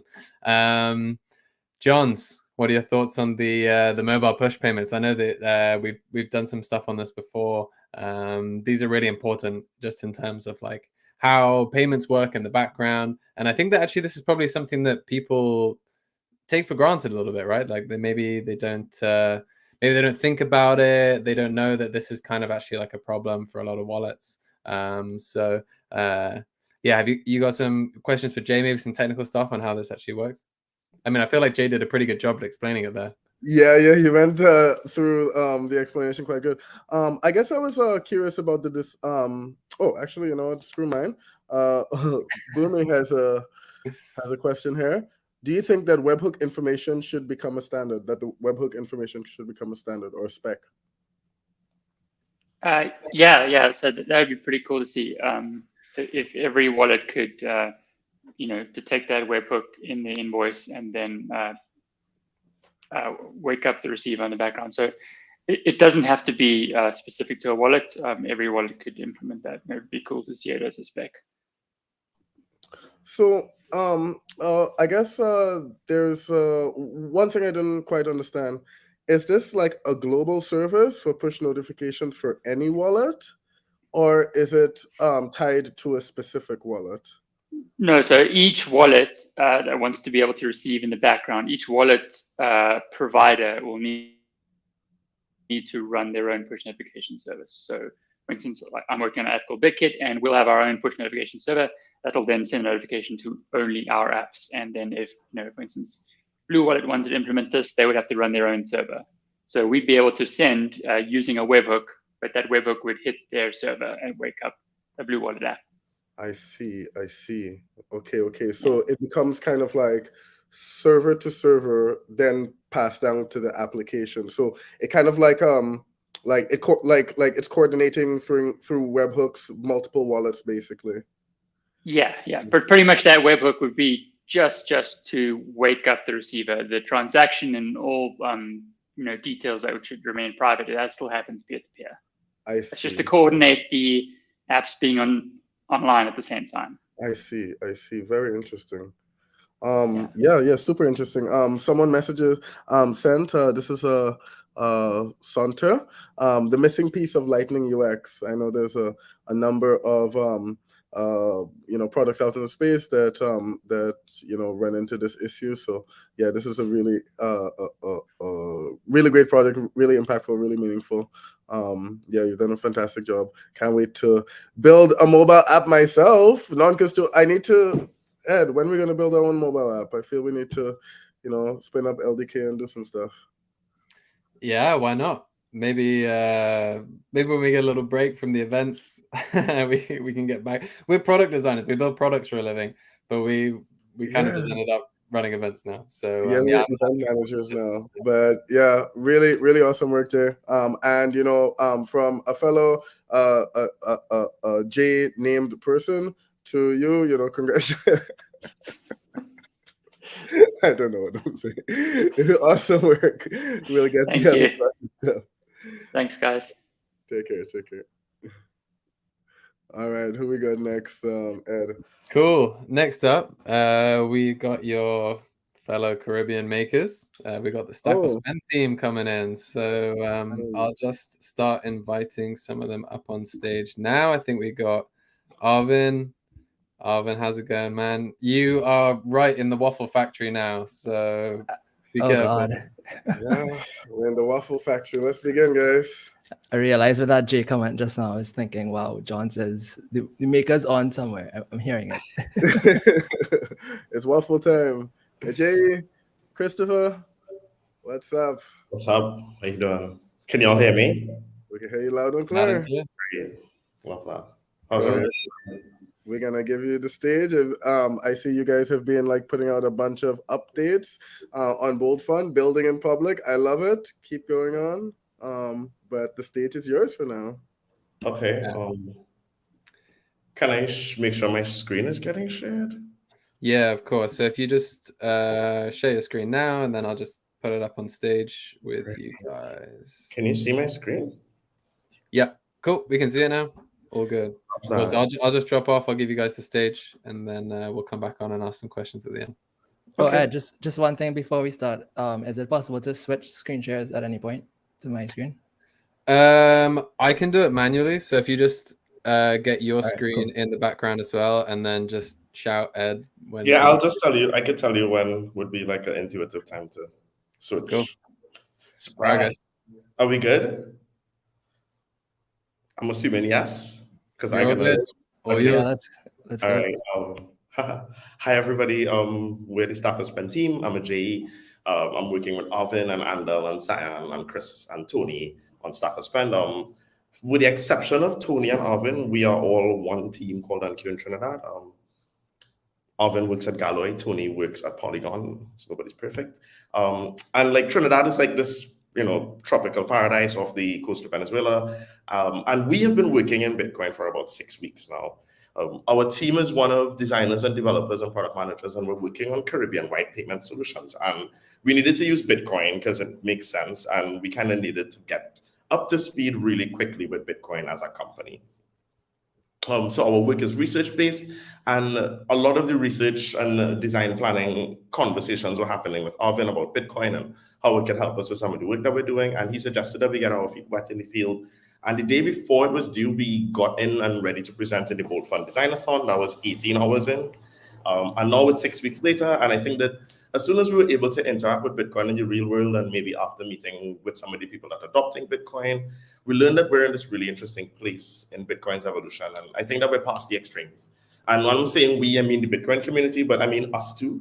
And maybe if we had entered at a different time, it would have, we'd have had different things to focus on. But I think that our big problems anymore aren't about people who are like collecting Bitcoin, like this, long-term holding token because they're living in some socioeconomic dark age, right? Like that might have been the case 10 years ago. And we're not also at global adoption either, but I do think that we're closer to that than we're not. And I think that if we're there, then the question has to become like, does the Bitcoin design ecosystem reflect this? And I'm not saying that it doesn't, but we were realizing that there's a new kind of a user that's emerging, and maybe this user group is exploding, and maybe things like adoption in El Salvador and things like Lightning are helping accelerate this, but we're using Bitcoin differently.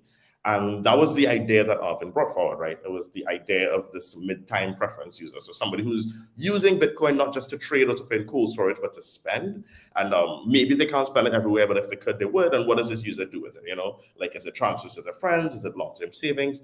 They don't really know except by use of memory. And they also have this new relationship with Bitcoin because, yeah, they'll stack sats, but some of them also have multiple wallets with multiple transaction histories and different relationships to the volatility in each one of those wallets. And a lot of them don't really care about the current buying price because so many of them are bought at different times that keeping track around this kind of stuff, there isn't really a mental model for it that is kind of like standardized, right? And why bother? Because the price doesn't matter. Any amount of Bitcoin is a net good, right? And our question becomes, what could we do for this user? And if we're thinking about things they don't need, it's probably information related to the current USD buying price. But unless they have the best organized spreadsheet system in the world, it's likely that the current buying price is as helpful to them as a crampy hand in a bear fight, So what would really matter in the case for them is spending Bitcoin and what are these people doing around spending? So we want to start with this aggregate price that we can reference. And then from there, how could we reframe a user's look on their Bitcoin balance from that perspective? And that's why we made Stack Spend. So Stack Spend is an alternative approach to the archetypal Lightning wallet. It's a wallet that uses past transactions to develop an individual user profile that allows Bitcoiners to reframe their relationship to the volatility. So you will always know whether you're making a net loss or gain on a transfer. And when you do, the volatility doesn't matter, right? So if it's a good time to spend sats, nice, spend sats. And if it's not, okay, spend USD or whatever fiat you have. It's also nice. There's no more there's no negative possibility anymore. And we have two technical components, like I would say technical in a broad sense, one of them being design and one of them being development. But I think that for design, we just spent a lot of our time reducing the reducing the scope of design to managing everything that we wanted to communicate with color and iconography. And the thing is, like, if our new generation of Bitcoiners are spending their sats, then it's useful to allow them to know what they're spending them on. So we wanted to add a tagging feature that allows users to keep track of their payments. And this tagging system can now be used a little bit more economically. And when we start giving overviews of spending patterns, we start to align more with the apps you'd expect for like banking and budgeting. And what is your Bitcoin balance if not your own bank, right? So wouldn't it be better to use that balance more efficiently? And of course, we have like, simple typography and easy to use elements, but also we want to get into a little bit more data, right? So we'll let you know the exact savings on a transaction, for example, since we have that data now. And like, I think that beyond that, there's a more technical part that Alvin could get into, but I think that like for us, the important part now is to kind of talk about some of the planning that goes behind it and maybe what the future holds after. So Alvin, could you switch over? Yeah, so I'm going to share screen now. So let me know when you guys can see my screen. That looks very cool. It's very confusing. All right, so this is a little recording of what we've built so far. So what we're going through here is we built it on the Bitcoin Beach wallet first, the Galoy API. And right now what we're doing is pulling a token from that wallet and putting it into Stacker Spend so that we can get access to all the transactions and send and receive functionality and those sorts of things. So when the wallet first syncs, what it does is it in the back end, it pulls all the transactions. It does a bunch of calculations to sort of get your average stack price and some like a few different metrics off of that. And then it feeds that to a front end to present it in this sort of this sort of visual. So I'll just pause this here. And I'll stop sharing. So the challenge with when we were building this was how do we do this in a way where we're not in charge of user tokens? I mean, like right now we're using a custodial backend, but this could also easily support a non-custodial backend. And what we decided was that if we could store everything on device, that would be helpful. And that's sort of what we were aiming for. So the app technically is separated into two pieces. We loosely call one the backend, and there's a mobile app front end written in React Native. And the backend, quote unquote backend, comes in as a library almost that's imported into the front end. And it just exposes a simple object that the front end can call to sync transactions, get balances, send a payment, receive a payment, that sort of thing. So we have the app is, I would say, about 80% completed right now. We have syncing working. Syncing was the hardest thing. We have the transactions list and all the memos and stuff and balances and all those things. Insights in terms of how, like, whether each transaction was a good spend or stack or not. And we also have these screens for send and receive. We just need to hook it up to the actual call. But I think we're pretty close to having it ready to put into end user hands. So yeah, we're looking forward to that. And I guess the target would be like to start with just Bitcoin Beach wallet users. And there's a number of communities of people who we could target to sort of get good feedback on and see how this thing flies, see whether the UX makes sense, see what feedback people have. Yeah, so I think that's it from the sort of technical work. And yeah, I guess I'll throw back to Jay to continue.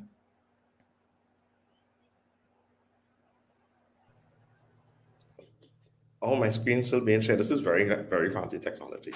So like apart from being a good like design challenge for us, I think Stacker Spend poses really interesting like user focused challenge, right? Because I think just in the short term, we've been able to kind of like imagine how we can reposition our Bitcoiners beyond their relationship to the volatility, because any amount of Bitcoin is a good amount. We want to help you spend it better. But then there are other questions that come up, right? Like questions like, is there a business inside of here somewhere? And it's not always a fun question to ask or answer, but I think that the idea of a better relationship with Bitcoin's volatility means more than just better spending. I think that there's opportunities now to market some of the more common instruments that we're accustomed to, like, you know, advertisements from exchanges, but we can tailor them now to your price. You know, like how about a notification that your price just dropped below the average with links to allow you to make purchases so you can stack some sats, you know? How about targeted ads for businesses nearby who take Bitcoin using something like BTC Map? So like what we're able to start having, especially since we're managing like spending history, etc., is one of the first consumer focused Bitcoin first multi-banking applications, or at least the potential for that, right? And there's also a new set of work that the roadmap implies. I mean, I think Bitcoin's biggest value is to the people who need financial freedom the most, and most of these aren't USD first or English first communities, so we can also help design for this. And we can also pipeline a connector model like LBs, where users are able to connect multiple wallets and get more accurate readings on their own personal relationship to Bitcoin through that, you know? So what if you had somewhere that took your whole spending history since your first Satoshi and allowed you to move forward with a better outlook, where no move was a bad one, but every move was well-informed, you know? What if you're able to remove some of the FUD for these users and give them a user experience that speaks to where Bitcoin is right now? And what if what mattered to these users wasn't whatever the USD price is, but what their price is, because they can't really make any bad moves anymore? What if the only bad move isn't to use something like Stack or Spend? That's the end of my presentation. I have room for questions, or we have room for questions, for sure. All right, that was really wicked. Man, I love these screens. You guys are clearly like really design focused as well. I know we got Christopher on the call as well, so I just want to give a shout out because yeah, he's been doing some really sweet stuff with the designs. I think it's about time that we start having a little think about like the you know, we tend to design a lot of applications for this kind of like set of power users, and again, we kind of had this conversation earlier of like, do we want our grandma to be able to use this? Is this the right person that we're designing for? But even though we might not be designing for people who are like 75 years old, we are designing for people that are like new, coming in, maybe looking to kind of adjust to volatility, because you know that is a real thing that people are thinking about, right? And where did this idea actually like come about from? I know Arvin maybe planted the seed and stuff, but are you guys these mid-time preference users? Is this something which you've kind of experienced a bit yourself when getting a little bit sort of introduced to Bitcoin? I know that you guys have a history of building sort of like financial products and stuff like that, but like, what has your experience been like coming into the Bitcoin space? And is this something that is coming out of your own experience, if that makes sense? I think some of the evolution of it for sure is coming out of like, I mean, at least my experience and maybe some of the other team members' experience, just from, I think going to El Salvador was like a really quick immersion for us in terms of like being able to have that context for mixed uses of Bitcoin, not just for being able to like have it as this asset, but also to be able to use it in a kind of a live way. And I think like immediately, like even then we were noticing like when we were at some bars or some restaurants, we would be like, why is the Bitcoin payment UX for this so, you know, fucky, right? But like, I think that it was just that, like, I think that for us, I am not coming into Bitcoin as a power user. I am coming in as somebody who has a very specific like limit in terms of my understanding, and I want to make it easier for myself and for people like me, I suppose. And I think that when I think about that, I think the current frameworks that we have work fine, but I think that it's just that question of like, what if I were to like get my older sister to use a Lightning wallet? Like, she's gonna want to know some more things other than her balance and what the USD price is today. And like, I think it's just as simple as that. It's like, what are the new types of users? And I guess that we're really lucky because we get to enter the space way after like Arvin, for example, where he's one whole other type of user relative to us, where we just want to spend some Bitcoin on some stuff, right? And we don't really need to understand how Lightning nodes work. It would be nice, but if we could skip all of that data and just have like a really consumer layer product, that would be really nice as well. There's this idea about that Stephen Ballmer always says that accessible design is good design, right? So if we can get more people using a product, regardless of the technical ability, it's still going to push the Bitcoin community forward, regardless of their understanding of the back end of it, right? If they can use it, they're supporting the community.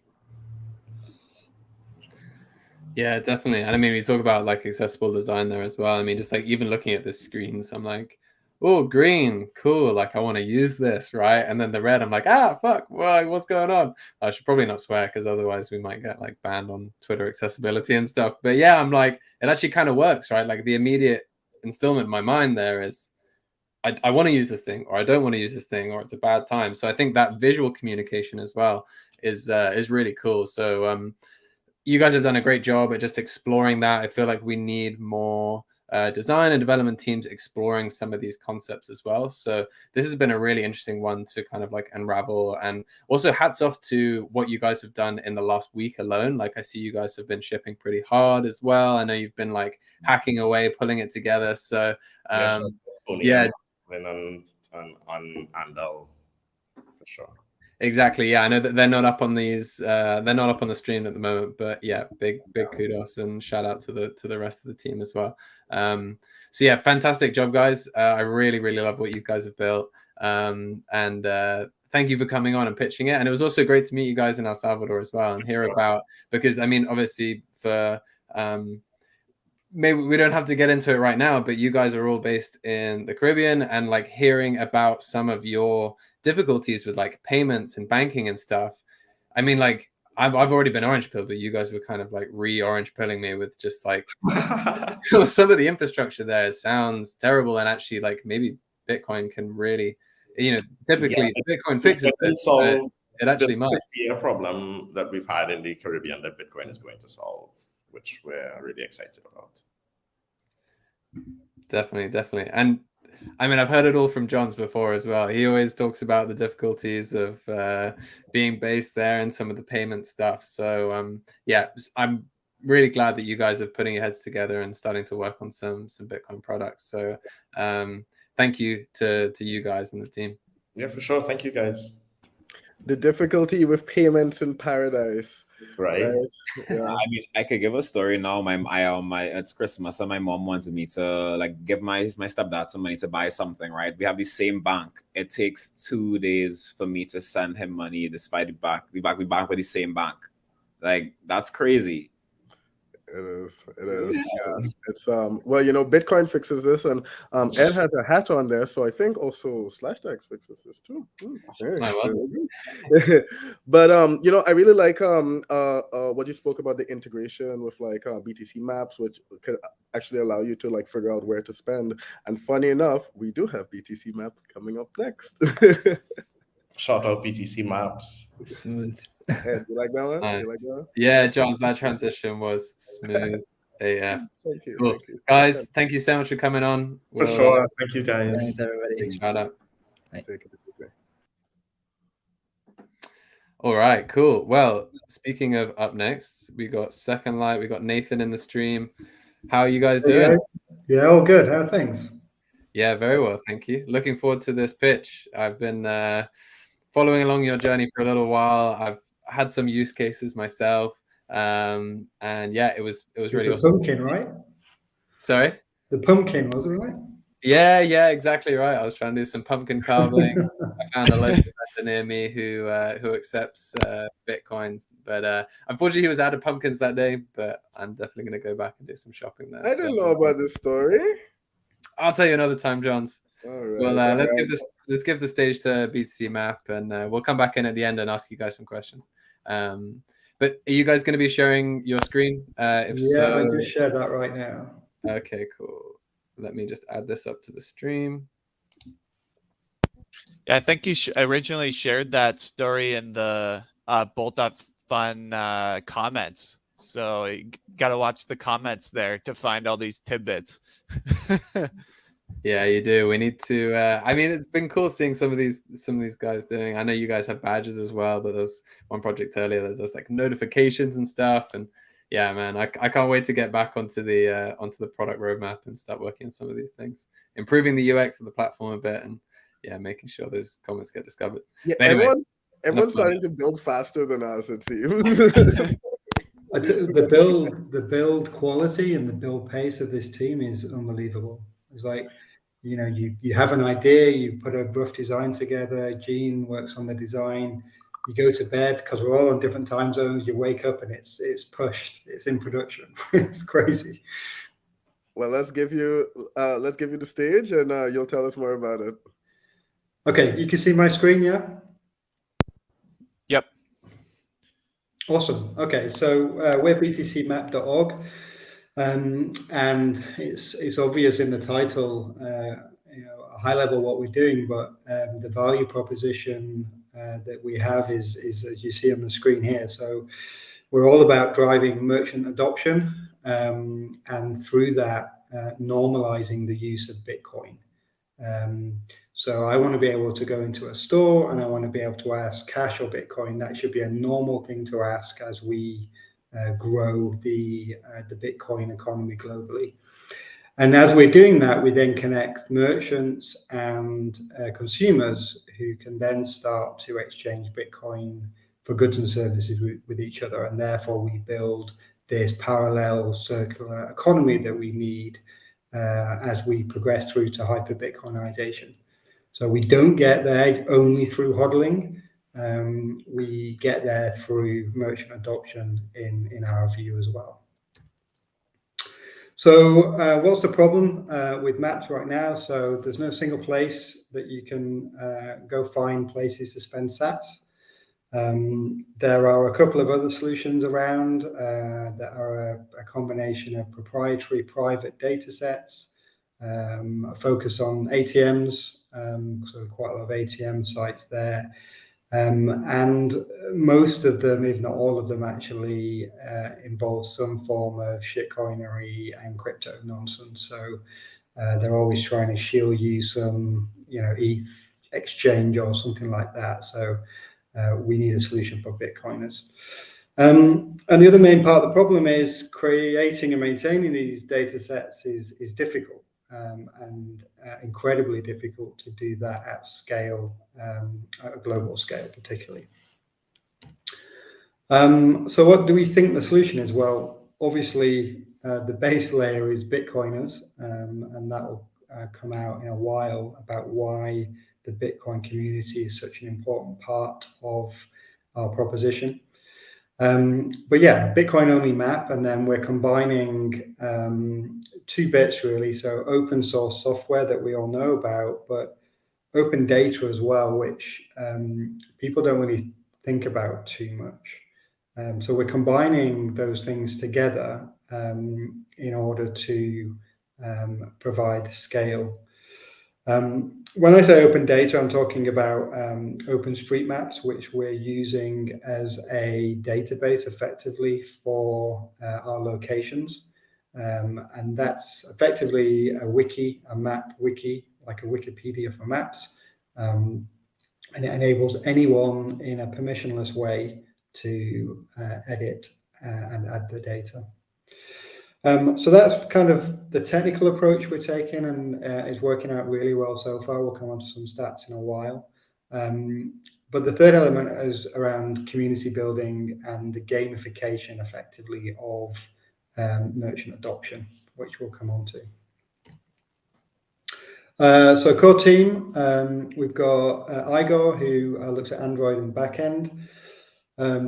Igor came up with the initial Android app back in about May or June of this year, and then didn't really tell anyone about it. So he kind of used it himself and was using some old data in OpenStreetMaps, but it wasn't widely known. I'm Nathan Day. I do all the non-code stuff, so product managing and general business management, sales, marketing, and I've got a background in open data, particularly around government open data as well, and releasing that out to citizens. Second Light is on the call, recent web developer, and has done an amazing job. Basically built the entire web app that you see single-handedly. And I think last but by no means least, Gene, our designer, has made a massive impact. And I think one of the other judges on the Meet the Makers call last week was talking about the importance of a designer on a founding team. And I couldn't agree more. It's been amazing to see those designs come through and actually make a real difference about how we implement functionality. Well, case in point here, look at the left. So that's what happened when I was sat at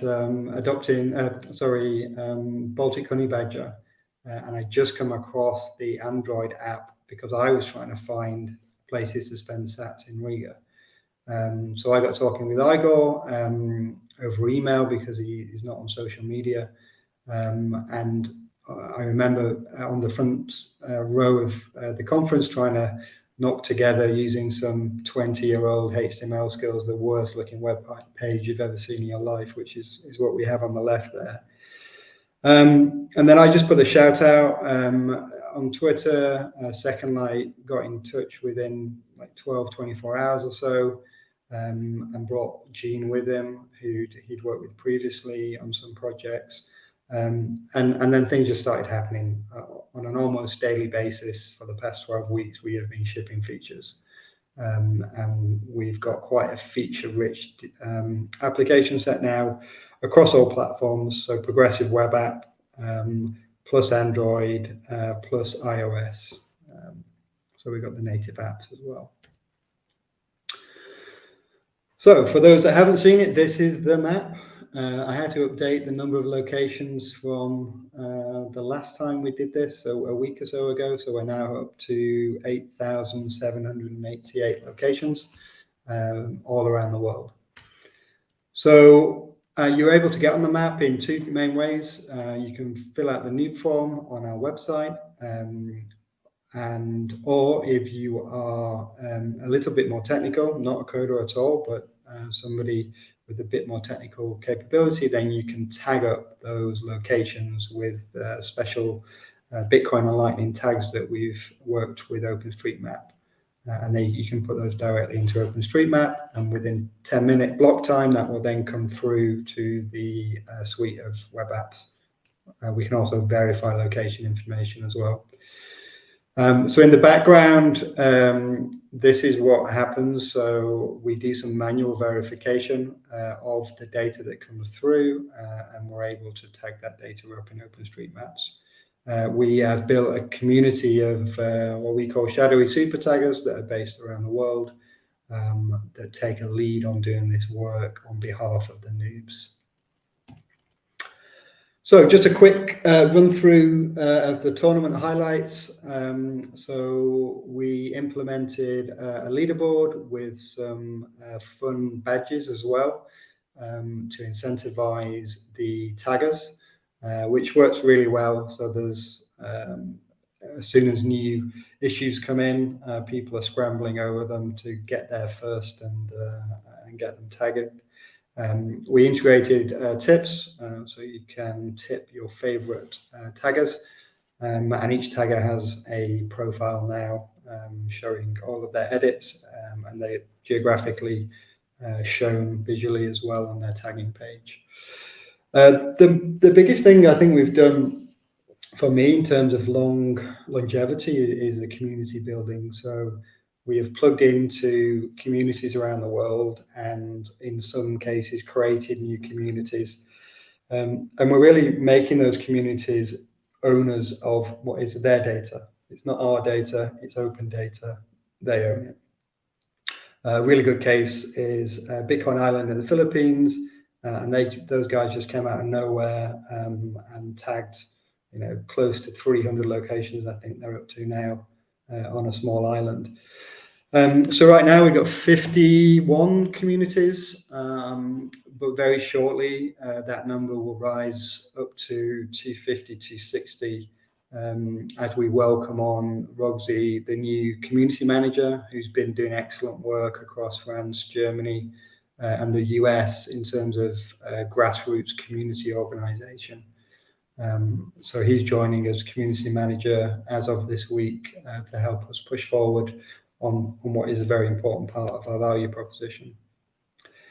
Some more highlights. So we introduced the pay button for merchants, which can integrate into some of the payment providers you see there. So that's been good for people to either to receive tips, or sometimes merchants on some of these smaller islands don't actually have devices and rely on their customers to go through the payment process on their behalf. Just to highlight the growth as well, so we are ticking up, number go up in terms of total locations, but more importantly, number go up in terms of up-to-date locations, which is the bottom graph there. So we're actually doing quality assurance on the entire locations to ensure that they're up to date, still accepting Bitcoin. so that people are not disappointed when they turn up. So we have a couple of features to announce that we've managed to squeeze into this last final week. So the first of which is merchant boosting.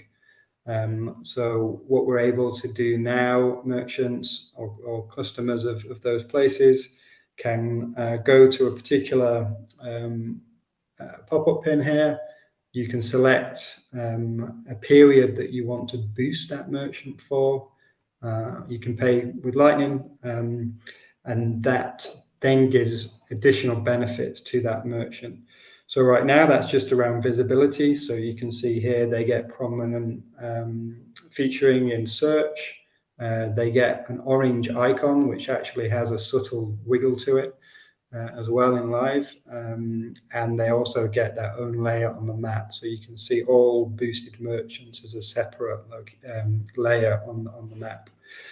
So this is just the beginning. This is about building a billing relationship with a merchant and building out features for them, much as you see with some of the online platforms like Yelp and other merchant platforms. But crucially, it opens that relationship with them, which we don't have directly really at the moment. The second one is we are trialing a BTC Map point of sale, which is powered by LNbits. There's been a few projects I've seen throughout the day that are building on parts of the LNbits framework. I have my LNbits cap here ready to go as well. And crucially, how we feel this differs from some of the other payment providers at the moment is that it enables staff members to have their own point of sale. So rather than have a physical point of sale that is for the location, every member of staff has their own point of sale because effectively it's just a progressive web app that is installable on the mobile phone. And this means that servers can retain their tips directly to their own Lightning wallets. So the principal goes to the merchant, the tips go directly to the server. So we feel this is another important step with orange pilling more people because they get to keep their sats on their tip straight away and it immediately goes into their own wallet. So just to wrap things up, where we're heading, we've talked a lot about community. That growth in those communities is happening and will continue to happen. And the data quality is a function really of that community engagement. We're looking to then gamify the merchant adoption cycle. So just like we gamified the tagging on an individual level, we'll be bringing in community leaderboards so that communities can effectively compete with each other in terms of quality of data, number of merchants, density of merchants, and get out there and start orange pilling more merchants as part of that process. We've got roadmap delivery, we've got ideas.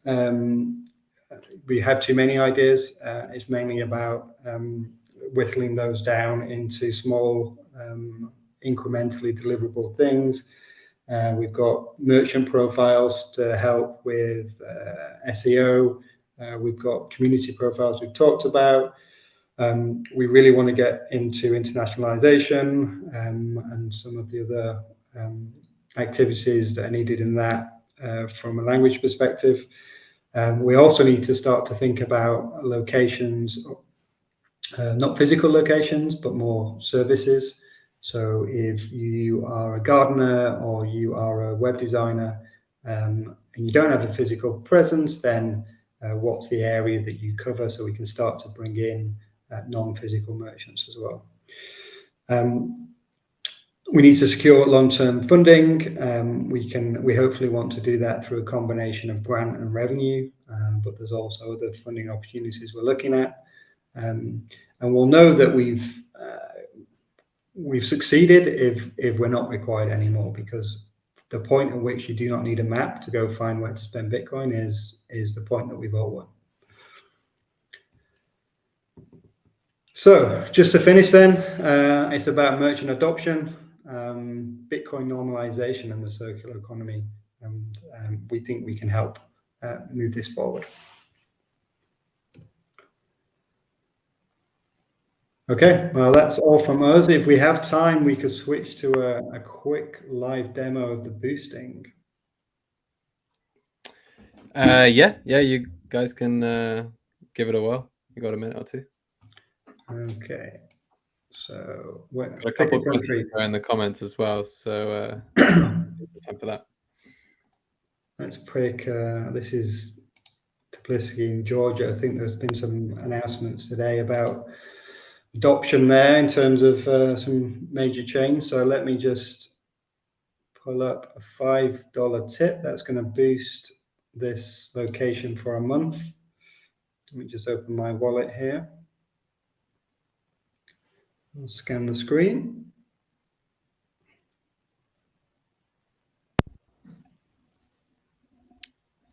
And you can also click to pay with Albi if you're on desktop and you have Albi. Awesome. Okay, so that went through. We got some nice confetti showering down there.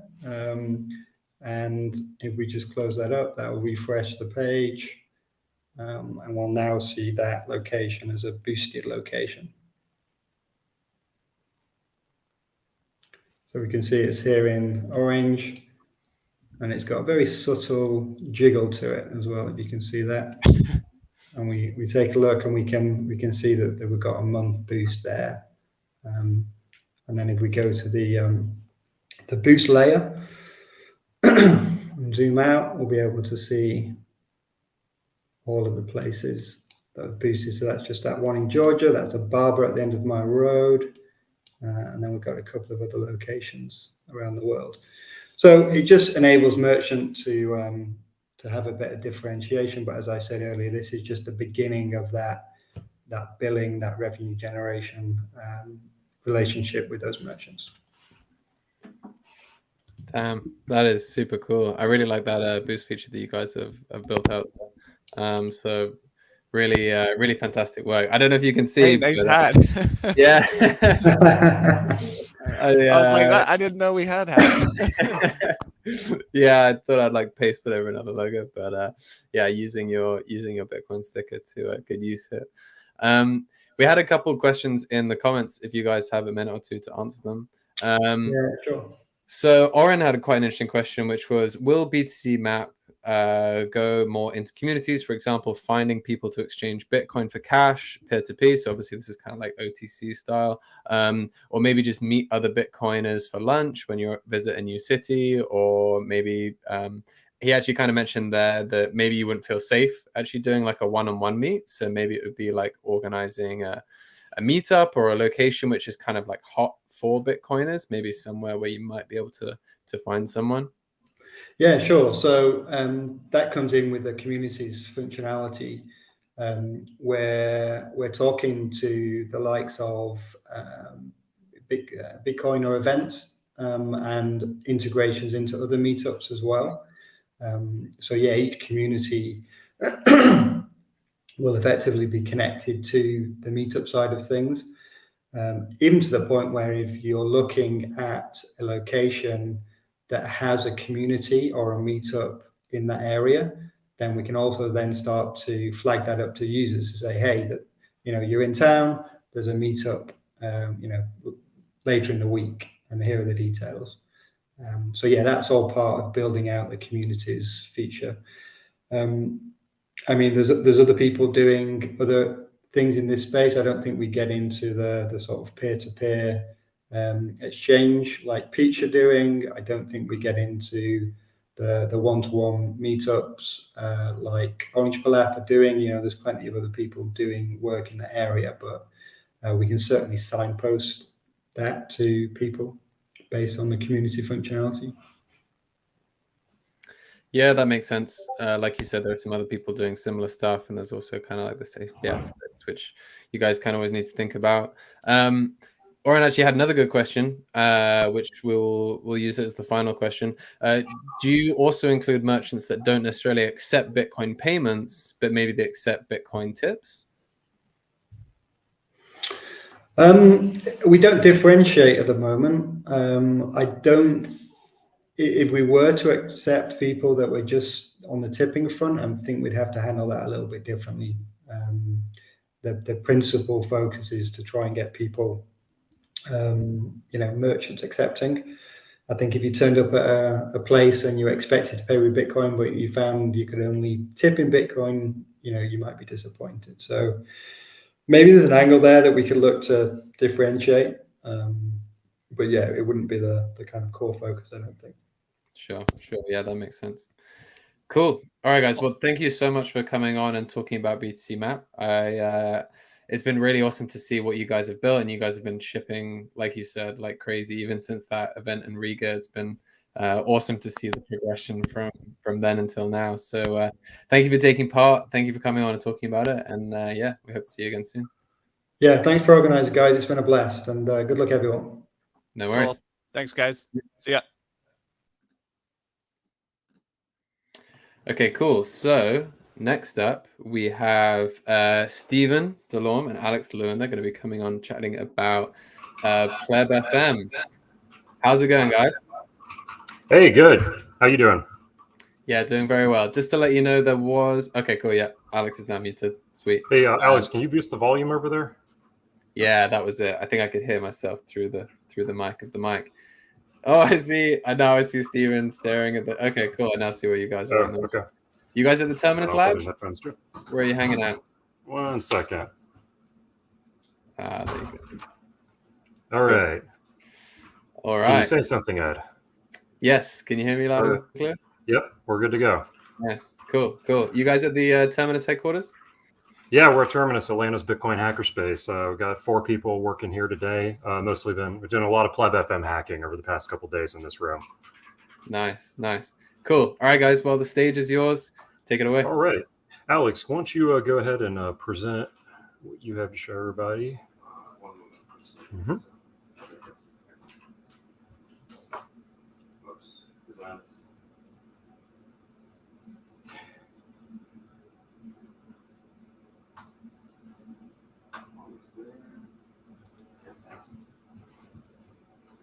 Oh, thanks. Thanks, Boomy. All right, so we're going to talk to you today about Pleb FM. The basic gist of Pleb FM is that it's a lightning-powered auction-style jukebox. That's kind of the surface level thing, but under the surface, it's more of like a social game that incentivizes people to use Bitcoin. And, I can't remember who said this, but I think it was somebody affiliated with the Bitcoin Beach project. They were saying something like, you don't need to, spend a lot of time explaining the value of Bitcoin to people and explaining how it works or why you should use it and all that. You just put a wallet in their hands, teach them how to use it. And then when they realize it's pretty easy, then they become a user. And so that's kind of a similar philosophy behind Pleb FM here. It's like, why don't we just have more fun with this stuff? So Pleb FM is supposed to be this kind of fun game you play with your friends at a party, at an event, at a bar, whatever. And the Bitcoin is kind of like your ticket to play the game. So Alex, why don't you go ahead and move us over to the next slide here and just click anywhere. Yep. So imagine that you are in a bar and there's a big screen, or maybe it's a BitDevs event, wherever it is, but there's this big screen on the wall and you've got this queue here and you can hear the music playing over the sound system.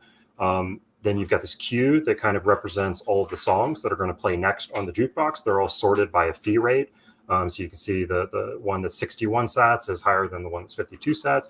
So you're thinking, okay, how do I participate in this? How do I get my song in this? Well, there's this big QR code in the upper left corner of the screen. So you scan that with your phone, and then that is going to open up our web app.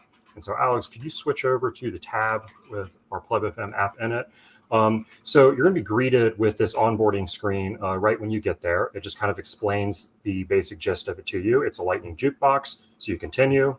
And then search for your favorite song in the whole world, continue. Pay for it with your favorite Lightning wallet, continue. And then output others to push your song to the top of the queue. So we basically explain to the user the general rules. So go ahead and continue there. And it generates a secret identity for us. So in this case, we are going to be based Fox for this session. And in a future roadmap version of this, we're going to have like a login with Lightning kind of thing, and you'll be able to like change your name, you know, and do that however you want it. But for now, we're generating secret identities for the users. So now that we have our identity, we can find a song, and we get the search prompt here. So I don't know, what are you in the mood for, Alex? Maybe some sea bats. Okay, let's do it. Seabat. This guy's like a music connoisseur, and I honestly can't keep up with him sometimes. All right, Seabat. All right, so it's pulled up our album art. We have a chance to back out, but if it sounds good to you, let's go ahead and select it. All right, so now you can see the album art is kind of, you know, blown up in the back of the screen now. That way every checkout screen kind of has a unique color. This is the Pleb FM's unique radial slider. It's kind of a smile. And so, yeah, how much should we do? I don't know. I'm feeling pretty generous. Oh yeah, that's a bug or something. We're doing it live. Go back to the search.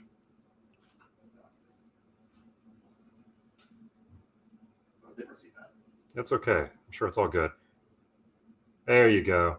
And so then it adjusts the fee rate on the song. And we do it by fee rate because we don't want someone, you know, paying like 10 sats or something for like a Godspeed You Black Emperor song and then, you know, taking up 18 minutes. If you want to put on like a big prog rock thing, you have to freaking pay for every minute of that song. So we measure it on fee rate, 65 sats per minute. Alex is a high roller. Let's check out. Okay, so we've got an invoice now. So Alex is copying that and he's pasting that to a Lightning wallet that he has off screen here. We're running this on reg test at the moment. And he's going to pay that invoice. Yeah, just to show that it's actually something really happening. Not just trolling you. All right, then boom. And then you see it said, all paid, let's jam. Okay, so now we can actually go to the song queue now that we've actually paid for our song. And then, yeah, we got some placeholder garbage here right now. But the basic gist is that now that we paid for it, you have kind of a queue replicated on your phone that's pretty similar to the one that you'd see on the screen on the wall. So you can kind of keep track of the queue here. You can see what's playing, what's locked in to be next, and then, you know, find your song here in the queue. You also have a profile. So if you click in the lower left there and go to the profile, this keeps track of the user. Like this is like a history for the user that shows you all the music you played. So the stuff you have that's currently in the queue, and then the stuff you have that you've added in the past. And so in theory, you should be able to, in any event, should be able to host their own Pleb FM instance or use one through our service. And then they could maintain a single identity or user account through every Pleb FM instance that they interact with. So I think that's probably the basic gist. If you want to go over to that last tab and refresh, you can see a little bit of this. Why don't you refresh it, Alex? Yeah, there you go. So the basic idea is like you get this activity feed kind of as people are adding music throughout the night. And so kind of like almost like in a video game, you'd get those notifications, like the ones that just kind of faded out there. You'd get those kind of notifications that would pop up throughout the evening as people are adding stuff. So I think that's about it. Is there anything else you think we should add, Alex, before I wrap this up here and we kind of talk about our roadmap a little bit? Yeah. Yeah, just something we're really trying to accomplish here. On the topic of adoption, we think that a lot of the time when people talk about like improving adoption of Bitcoin, it's the conversation surrounds privacy and onboarding and all the things that are really important to get the people that need Bitcoin on. But those characteristics, while incredibly important, don't really help us onboard our friends who have banking apps and are in the privileged parts of the world. So one of our goals with this is to change the value proposition of downloading a Bitcoin wallet for the people in our lives. And maybe if there's something like this and it's something that you can't do anywhere else, that might actually, we're thinking that might tip the scale and get them to download a Bitcoin wallet. This might be the justification. So that's it. Awesome. Thanks. Well said. Can you mute yourself real quick so we don't double up the mic? Thanks. Appreciate it. All right. Can you go back to the Figma real quick at the end there? And just zip us over there. Okay. So talk about roadmap real quick. We started this back at Sats by Southwest back in February or March of this year. Did a rough front end, rough back end. What we did for the first round of Legends of Lightning was a UX UI overhaul entirely in Figma. And then now that we're in the finalist phase, we basically spent the past couple of weeks here just really hacking away as much as we could on the back end and the front end. So we still got plenty of kinks to work out, got a lot of issues on our GitHub repository, but we've made some we're very happy with the progress we made coding the new version over the past couple of weeks. If you go to the next slide, Alex, I'll just talk very briefly about our kind of roadmap. Like Alex was saying, this is kind of see this as a way, kind of an incentive to people who already have, who may not necessarily need Bitcoin, but can still benefit from it. Like this is how you get your friends on, by having fun. So we need to find some quicker ways in the future to get people onto Bitcoin when they see this jukebox and they don't already have it.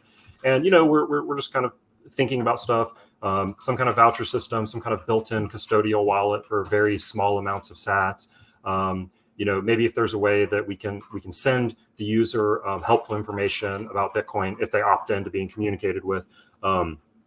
There's ways that we could kind of keep them engaged on their Bitcoin journey after they've kind of gotten onboarded to Bitcoin through Pleb FM. So those are kinds of future things that we're thinking about. Potentially also an integration with Lightsets. This was tossed around in Twitter Spaces, and we'd love to do that as well. So I think it's really about all I have to say. We'll just go ahead and say we're super happy with our team here and all the work everybody's put in. We got Brian and Jordan here with us, hacking away on other projects. If you guys want to say hey. Hello. And then Nick isn't here, but Nick helped so much on the UX and the UI. Especially he was the one who had the insight about turning the slider into kind of a smile. So been a lot of coding going on here. It's been a lot of fun. I think that's about it. Thanks for listening.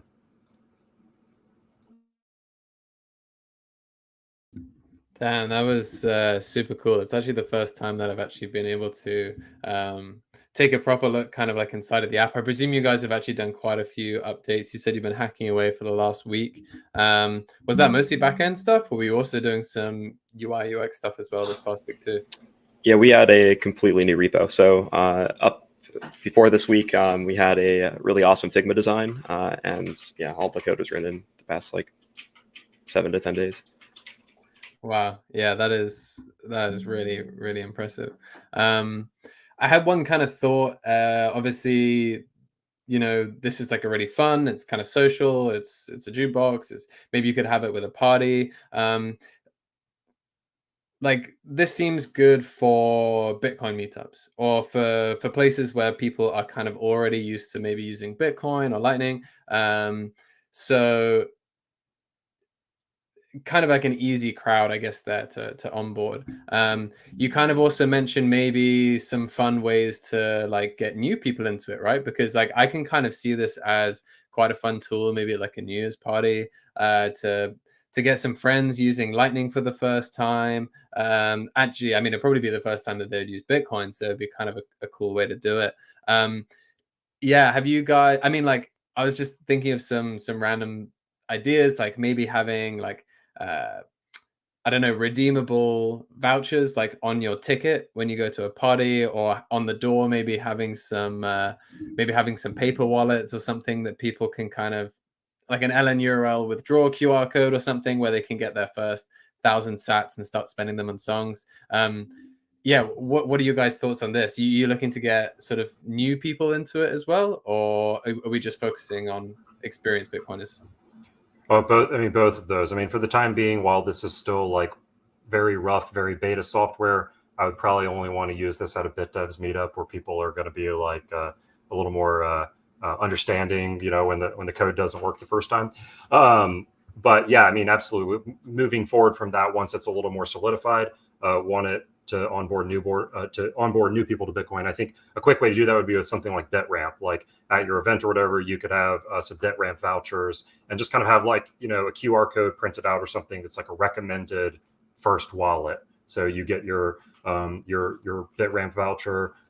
So you get those sats very easily over fiat, and then you could just get Breeze or Moon or something like that, and just whatever the meetup recommends, and they could download that and redeem their voucher. That would be really cool. And then future thing, I would love if there was some kind of wallet built in, something almost like Ellen Bits style, to where you could kind of like redeem it directly with Pleb FM. You know, you get like 200 sats to start or something like that. You know, that's like enough just to get you like 1 or 2 songs, or, you know, to you know, do tiny bids on a lot of songs. But once you kind of have fun with it, then, you know, you've run out, and then you have to direct them to where they actually get Bitcoin after that. Yeah, that makes sense. And like, is this, sorry if this is a really dumb question, is this like a single instance thing? So for example, is it kind of like there's one Pleb FM to rule the world, or is it kind of like anyone who's hosting a party can kind of spin up their own station? And great question. So that was a big part of the backend overhaul. So we have like an account system now. So anybody that we can finish the UX on like the host like settings pages and the setup pages, but a host will be able to log in with Spotify and then put in like their like jukebox URL. So like this one is or at least what we were on was like the Atlanta, the ATL queue. So like this is Atlanta. There's like Atlanta BitDevs. When you onboard as a host, you log in with Spotify, and we store your tokens, and you get to enter in like your jukebox name and your subdomain. So the QR code that you see right here, this will have your specific jukebox like param already included. So as many as you want.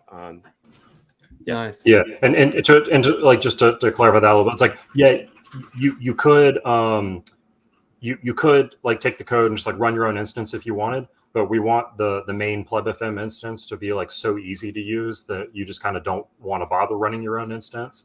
You know, want to make it so that like, you know, you can like, you know, if you're for example, if you're running the event or whatever, you could have it so that some of the sats go back to you to like, you know, fund your club or whatever it is. You know, you know, we want that to be like a really easy experience for any meetup to be able to do. And so while the option is there for them to run their own code, we want it to be easy enough to where they don't have to and kind of don't really want to. Right on. So, I mean, we have like bring your own booze, but have we now got bring your own tunes? Yep, bring your own tunes. Okay. Yeah. No, this is cool. Amazing work. Yeah, like I saw the past week you guys were, you know, going through quite a development sprint there. I'm glad you got the Spotify integration working, Stephen. Yeah. Well, Alex got that working. Oh, it was Alex. Okay, great job, Alex. Yeah, I saw Stephen complaining on Twitter about it. I was just thinking, like I have a whole bunch of thoughts about like integrations with like other projects and stuff like that. You mentioned Lightsets. I could definitely see like when you set up an instance, maybe you can choose the location on a map as well of where it is, and that can go to BTC Map. Phenomenal idea. I just keep dropping this down for you guys. Come on. But I'm also thinking about well, since there's meetups on BTC Maps as well, and that's a good Bitcoin meetups, and since that's a good kind of like a crowd essentially for such a service, maybe if there's like some ticketing kind of stuff, maybe in the next hackathon someone builds a ticketing application or whatever, and using those on-ramp stuff, and it gives you some sats or some sats vouchers like with your ticket, so then you can like participate at the event. I think that could be super cool. The other thing is, this seems like a great thing for co-working spaces to set up as well. So I think we're probably gonna roll it into the one that we're doing here in Belgrade. So this can be kind of cool. Have it up on the screen, and then oh wow, monetizing. Oh, this is how the co-working space makes some extra money as well. It's pretty cool. Hyper-urbanization. Yeah, let's go. Let's go. Fantastic work, guys. Seriously fantastic. UI is really amazing. Thank you. Nice. All right, guys. Well, thank you guys again so much for taking part. Stephen, you've been great. You've taken part in quite a few of our events. We really, really appreciate it. And it's always nice to just see so much. And well, don't get me wrong, there is a lot of work huge hats off to Alex there. There's a lot of work, obviously, which went into that, the UI, but also obviously like the back end. But it's really nice to see even some of these things, like you were saying, that smiley face spinner and stuff. Just maybe a little couple of cool UX tweaks. I also saw there was like a spinner actually as well, which didn't come up, but I saw it. It was really cool. So just like some really nice little design elements there which came in. So great job to you guys. So thank you very much for taking part, and I can't wait to try this out at the next party. It would also be really nice to have like some like visualizations and stuff as well. I don't know, something moving as well. So just add it to the roadmap. V2. Okay. All right. Fantastic. Thanks, guys. All right, guys. Catch you soon. Thanks. Thank you very much. Thanks so much. All right. I'm getting a whole bunch of different ideas on this one now. I'm just, having it up on the screen, tied into like both fun spaces. You log in and then you can. There you go. There you go. Bunch of stuff. Yeah. But before we get carried away with jukebox stuff, we've got one final live presentation. This team has been working tirelessly for the last 8 weeks. They've been doing some super cool stuff. We had a session with them a couple of weeks ago, so hopefully a few of you guys caught that actually on one of our sort of live workshops. But it is the No Looking team. So I'm going to bring up Dan and Armin and Nick up onto the stage. Oh, I see some googly eyes there back as well, right on the drop. Dan, you're looking sharp today. How's it going, man? Thanks, man. It's good to be here. Thanks for hosting the competition. So many incredible projects. I haven't really seen much of what you guys been doing. What? We're gonna show you right now. Man, that was a I don't think you got that was the pun there, but Johns, you gotta land them a bit more softly, It's all about the execution. Okay. But cool. Anyway, you guys got a screen to share? I can help you get that up here before you guys get started. I think that was a pretty good privacy joke, just to like put it out there. It's good. It's good. Like, really, I'm kind of disappointed, but okay. All right, cool. Well, before John and I make any more terrible jokes, everyone's looking now. So we're new looking. We set up your Lightning node in one transaction. I'm Dan. I've been working on Bitcoin for the better part of a decade, and I'm obsessed with the Bitcoin privacy problem. This is I'm Nick. I'm an Australian Bitcoin engineer. Before this, I was working on SatSail, but now I'm getting into on-chain privacy. Hey guys, I'm Armin. I'm a Bitcoin engineer focusing on multi-sig at Casa. I also like to do Lightning projects inside. I'm going to hand it off to Nick to get into the details. So, biggest problem for a lot of people nowadays is that joining the Lightning Network is really difficult. When Dan and I first tried to join the Lightning Network, we each had like no idea what we're doing, and I'm sure many of you are in the same position. Personally, I tried to use Electrum to join the Lightning Network, which is a terrible idea. I tried to open miniature channels to random nodes I found on forums, none of which was successful. The one time I did manage to open a channel, I still couldn't receive any payments. So my experience joining Bitcoin scaling solutions sucked. And disillusioned, I didn't revisit the Lightning Network for almost a year. Nowadays, there are many easier ways to join Bitcoin's second layer other than Electrum, but the same core problems for users still exist. First, users need to deposit on-chain funds onto their Lightning node and wait for confirmations. The next problem is, what channels do I open? Who should I open channels with? What makes a good channel peer? How big should I make my channels? How many channels? And how do I get inbound liquidity?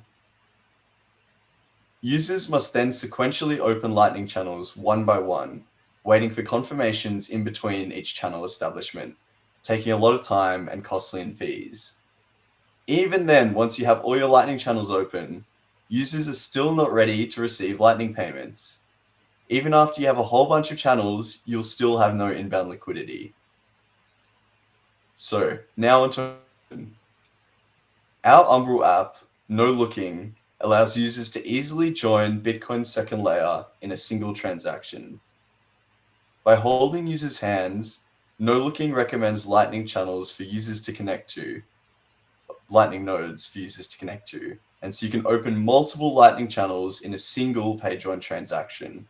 So you could open 2, 4, 10 Lightning channels all at once, allowing you to join the Lightning network seamlessly. Plus, by ticking a single checkbox, NoLooking will also lease you a 1 million sat inbound channel, meaning that you're immediately ready to not only send, but also receive Lightning payments right away, without any complex rebalancing, pegouts, sidecars, or any of these other complex jargon you might have heard of in the past. So that's what the problem NoLooking solves. It makes it super easy for you to join the Lightning network. And now Armin is going to give you a short demo of him using NoLooking.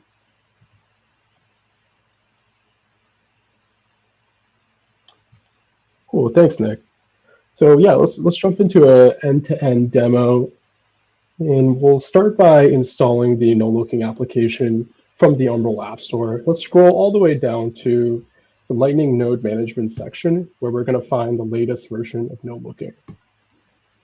Click Install. It's going to require access to LND. We'll press Continue, and in a few moments, you can launch NoLooking. So like Nick mentioned, you can lease an inbound channel from the NoLooking node at a flat fee of 30,000 sats. So we'll configure that by clicking this checkbox, and next we'll configure our outbound channels. We'll pick a peer that we're familiar with, and we'll request to open an outbound channel of 100,000 sats. However, if you don't know what peers to connect to, you can use the NoLooking recommendation engine to get a few suggestions. Our backend is going to compile a list of well-connected, well-funded, and active nodes. So we'll pick one of Voltage's nodes, Voltage C1, and we'll open an outbound channel to them as well. Lastly, we'll set a maximum fee rate that we're comfortable paying. We'll do 5 sats per VB. And we're going to generate the funding request. And we're going to queue up our channel openings and wait for a PageJoin transaction. And I'll explain what that means in the next step. We're going to copy this BIP21 URI that has the on-chain address encoded, as well as the amount and the endpoint. And we're going to take this over to a PageJoin capable wallet. For the purpose of this demo, we're going to be using Sparrow. So we'll paste that BIP21 from the previous step. It's going to parse out all the various components, and it's going to construct a partially signed Bitcoin transaction, a PSBT, spending some of its inputs to create 3 outputs. You can see that on the right-hand side here in these 3 branches. An on-chain fee, some change back to itself, and an on-chain address going to NoLooking, the LND node.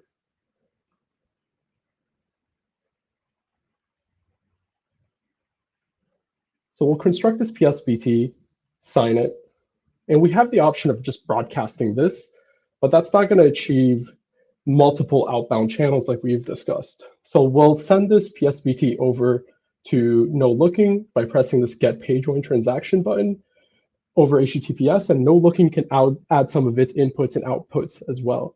Really, privacy here is a byproduct of what we're really achieving, which is multiple outbound channels.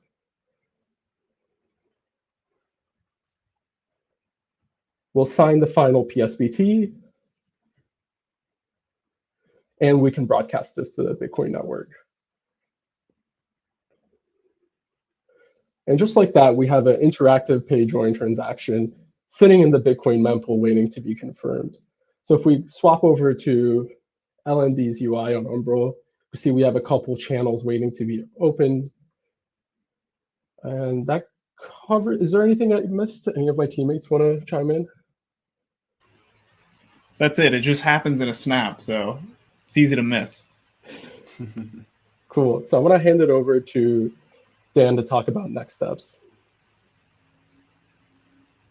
Thanks, Armin.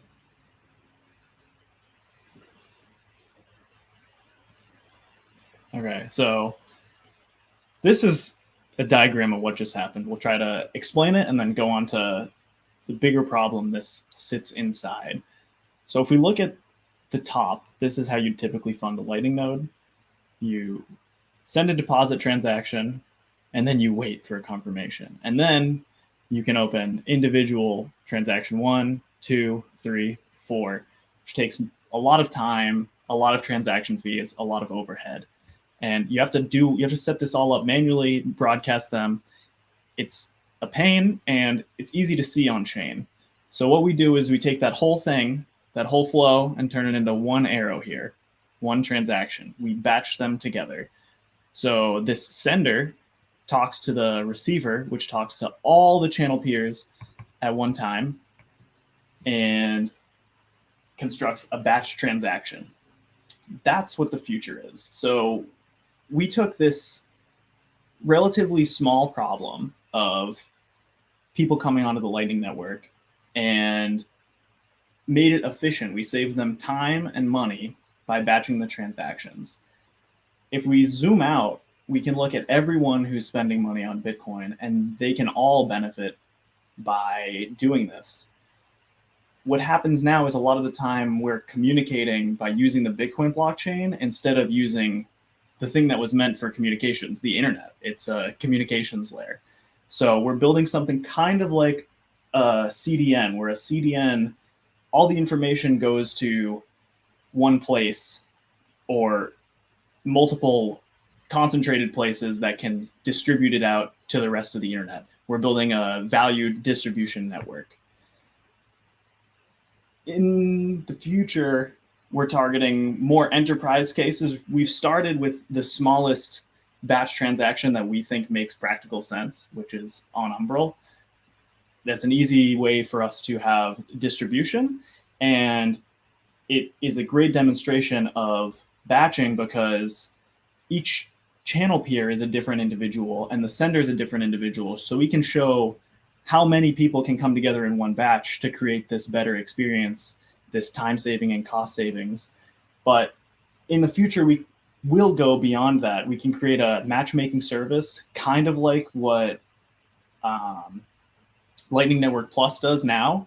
But if you do, so for those who don't know, Lightning Network Plus connects 3 people together to make a triangle of liquidity for the Lightning Network, which for people who spend a lot of money on Lightning Network, they're able to route more effectively when they have these rings of fire. We can do that same thing, but in a privacy preserving way by batching it. And we want to support things like federations and DLCs who are all kind of outside of this efficiency that the Lightning Network creates by batching. These can all be included in pay joins or join type transactions. So beyond what we've showed you today, we built a pay join library, and we've demonstrated it can be integrated in any BDK wallet in about 100 lines of code. We have discussions with some fintechs and other projects to integrate there, because that's where the future is. And the whole motivation of privacy is just slipped in as a Trojan horse. It's a consequence of having these communications happen off-chain.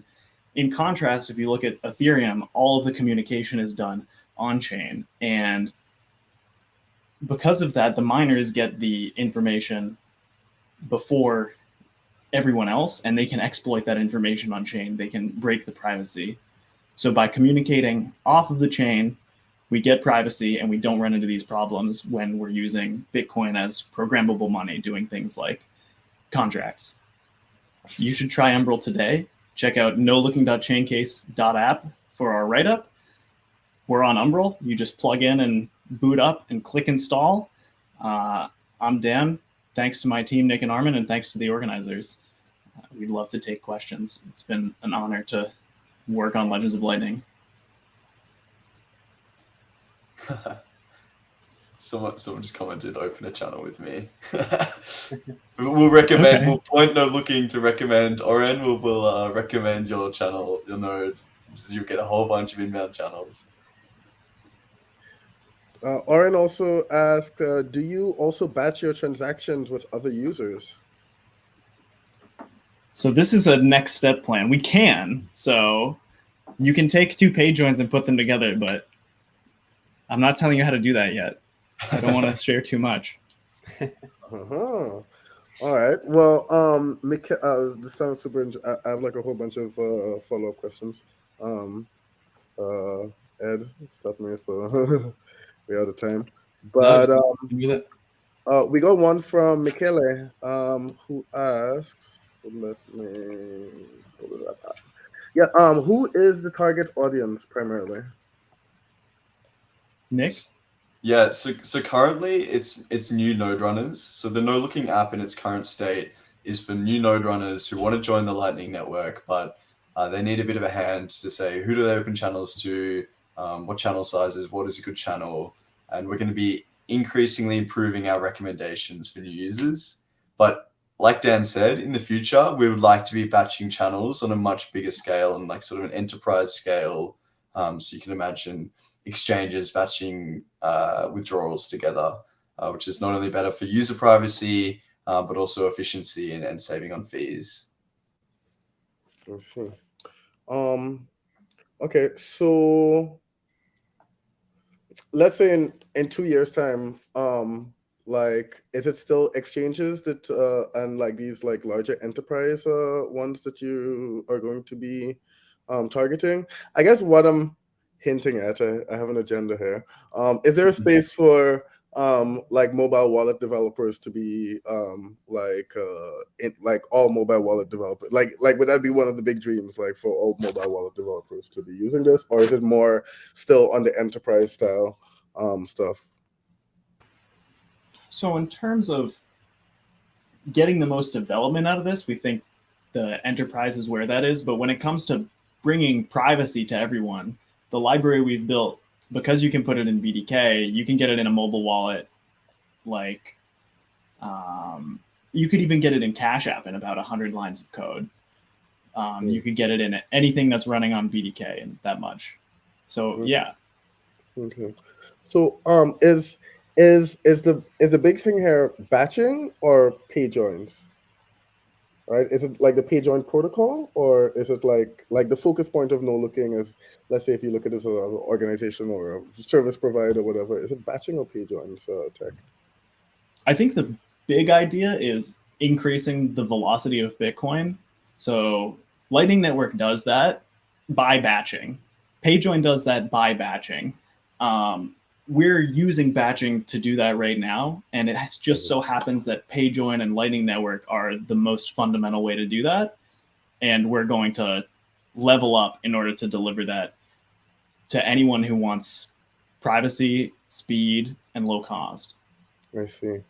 I really like the angle of like privacy for free or privacy by default and stuff like that with these things. Very fantastic work that you guys have done there, including with the libraries and stuff like that. Really, Ed, we need to make a mobile app. Like, I want to make a Bitcoin wallet with BDK, LDK, and stuff, man. Come on. We have like tons of projects, and I'm just like adding more to it. But yeah, Ed, you want to say something? Yeah, I mean, I actually had a bunch of questions lined up there, and then Dan literally just like ticked them off kind of one by one. So I'm like, oh, someone's definitely pitched before, because he knew exactly what I was going to ask, and he knew how to answer them. I mean, Dan and I had this conversation a couple weeks ago when we did that No Looking session, but I'm hopefully moving place soon. I'm going to be setting up my first Lightning node, so I'm going to be one of your users in the next couple of weeks, hopefully. So yeah, I'm just really excited to kind of see this work in action. I'm excited to try it out. I know it's in alpha, so I won't come crying to you guys if I lose any funds. But you guys have built some supreme software there, so I'm sure I won't be. But yeah, I mean, just super impressive how you guys have done. And I did actually have one question. At the moment, you guys are, so you're launched on the Umbrella App Store. Are you gonna try and, is there going to be another way for people to kind of try and access No Looking? That's a really good question. So we did have some ideas for packaging No Looking for some other sort of node platforms like Start9, and that's something we're definitely looking at in the future. If you don't run an Umbrel at the moment, you can just connect, like you can go to the No Looking GitHub and you can just run no looking standalone on your node, and you connect it to your LND. So you don't have to have an Umbrel. You can actually connect it to any Lightning or any LND node currently, and hopefully see Lightning nodes, core Lightning nodes in the future. Cool. Yeah, it would be really cool to see this. I mean, I'm probably, for me, the easiest thing to do is just to kind of like set it up, go to Umbrel, but I'm sure there probably will be some people who kind of want to like have a little bit more of a hands-on kind of manual experience, maybe not take the Umbrel route. So yeah, cool to see that that's kind of accessible as well. There was one more question that came in from Oren here, if you guys have the time. If people are already using custodial Lightning wallets, it's a good idea to recommend people to open channels with servers, so you can load, unload funds with small fees. That's a cool idea. So yeah, if you use a whole bunch of custodial wallets, you can open a whole bunch of channels to all your custodial wallet providers all at once, and then you have really cheap fees. I guess you'll be one hop away for sending and receiving. Yeah, for sure. Only ever one hop away. I feel like someone should print that on a t-shirt and give it to me. Oh, I love that. There's been some campaigns, maybe you saw it, like the Bitcoin QR, unified QR stuff, to get basically BIP21 URIs with a Lightning parameter integrated in more wallets and stuff. I think something that you guys, so then you could just have like a single QR with on-chain and off-chain, and then you scan it, and then you get to choose which one. The person could get to choose which one. I see maybe something like this might have to be done for pay joins as well. Perhaps get more applications integrating pay joins. You can already signal that you want to use a pay to endpoint transaction. It's actually part of the BIP21 spec. You just have to specify a pay join query parameter. But are there many applications which have implemented pay joins? That's a great question. That's There are a few. Sorry, go for it, Nick. The best is Sparrow.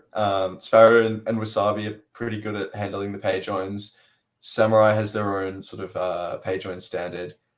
A really cool thing that we're looking forward to is we're going to add a pay join sender to the no-looking app. So you won't even have to use an external wallet like Sparrow. You'll just be able to send from no-looking to pay a no-looking QR pay join. So you won't even have to leave the app. It'll be sort of fully complete. And yeah, we won't have to rely on users using one of the wallets that does support pay join.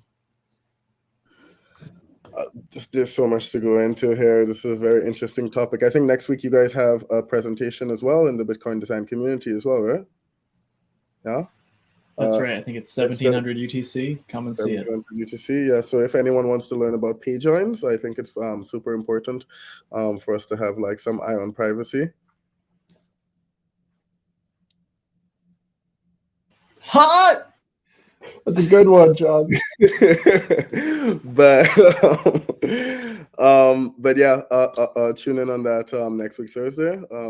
What was it again? 5 UTC? It's Tuesday. I think it's 5 p.m. UTC. Shouts out to Africa Free Routing also. They've helped us out with leasing this inbound to people. When they open PayJoin, we actually get them to open a channel. So it's great to stay in the ecosystem. I just love to see all these projects working together and stuff. And again, fantastic work. The judges have quite a number on their hands for tomorrow. Finals day, right, Eddie? Well, it's finals day today, Johns. But, I mean, like closing ceremony kind of thing, yeah. But yeah, you guys have done a really, really amazing job.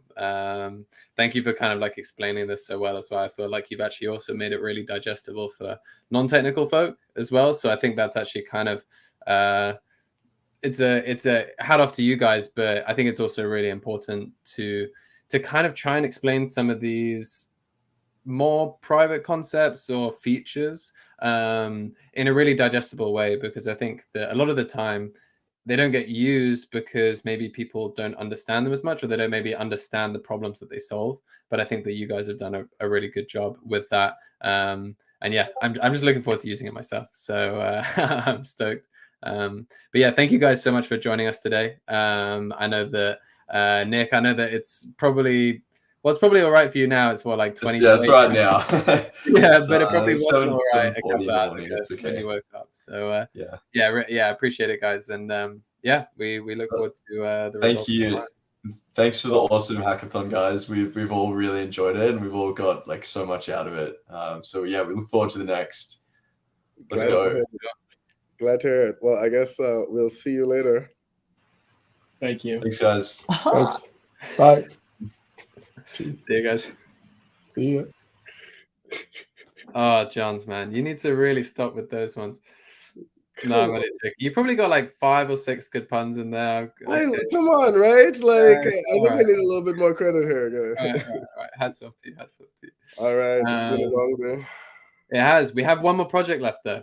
Wow, of course. Yeah. We have one more project. It's Forkable Recipe. Unfortunately, Jeff is actually not here to present it live due to sort of circumstances. But I will be not pitching it on his behalf. I'll be showing the video that he pre-recorded for the pitch. So I will try sharing my screen, and hopefully you guys can see it here. What I'll do is I'll take us off the stream. We'll give the live stream fully over to Jeff's project here, and then we'll come back. We'll do some closing remarks, and then we'll let everybody get home and get to bed.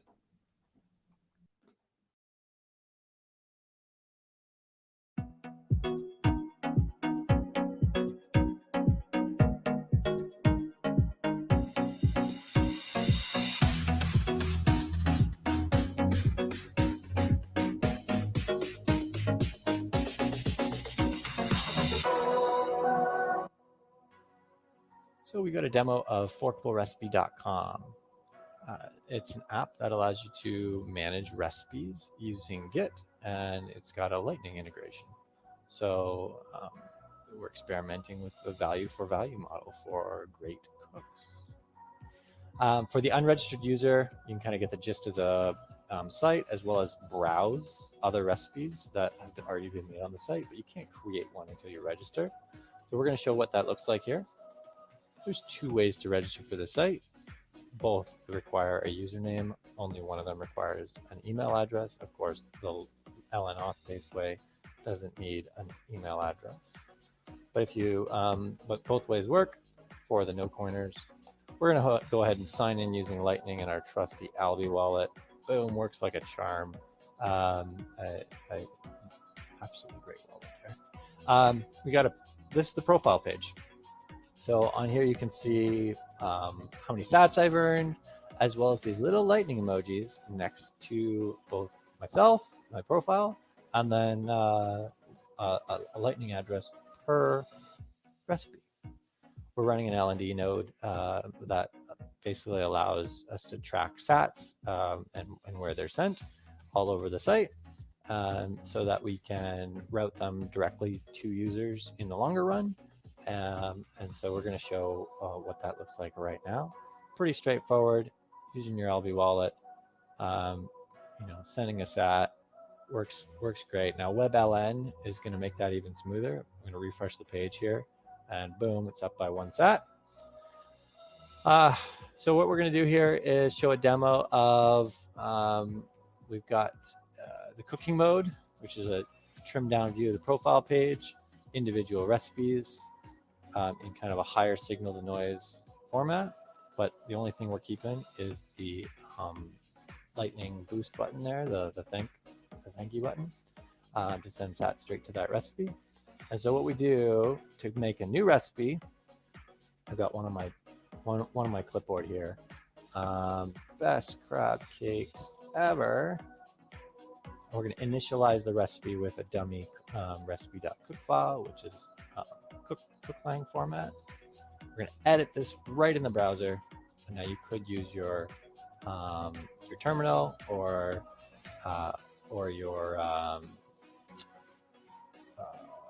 any editor of your choice and then push the code. But from my clipboard, I had another recipe just handy there. And we're going to say,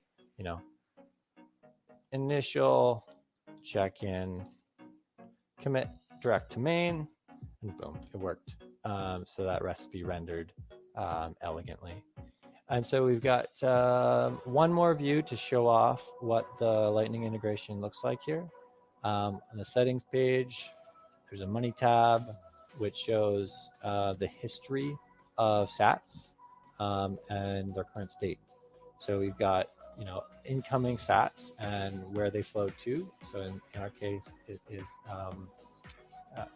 directly to my the Lightning address at forkablerecipe.com, or if it's sent to a recipe, this is what it'll look like here.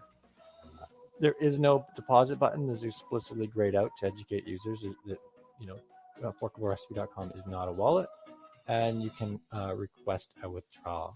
Well, we've got a short-term tactical custody solution. Short-term temporary custody solution, which basically forces the user to put in a Lightning address before they can get their first withdrawal.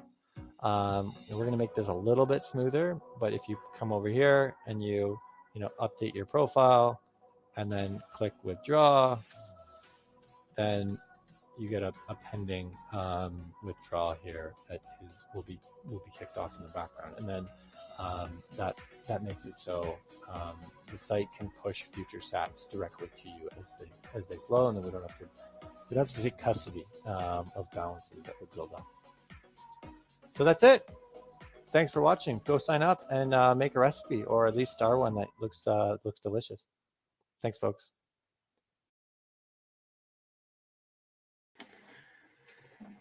Damn, I don't know about you, Johns, but I'm pretty hungry after that one. It's like, yeah, I mean, I've explored a few of those recipes. I'm yet to actually try one, but that was super cool. I actually kind of see this as something which really could be used. I mean, I've talked a little bit before about the amount of like pain points with recipe applications, like web apps and things like that. So yeah, man, I feel you, Nick.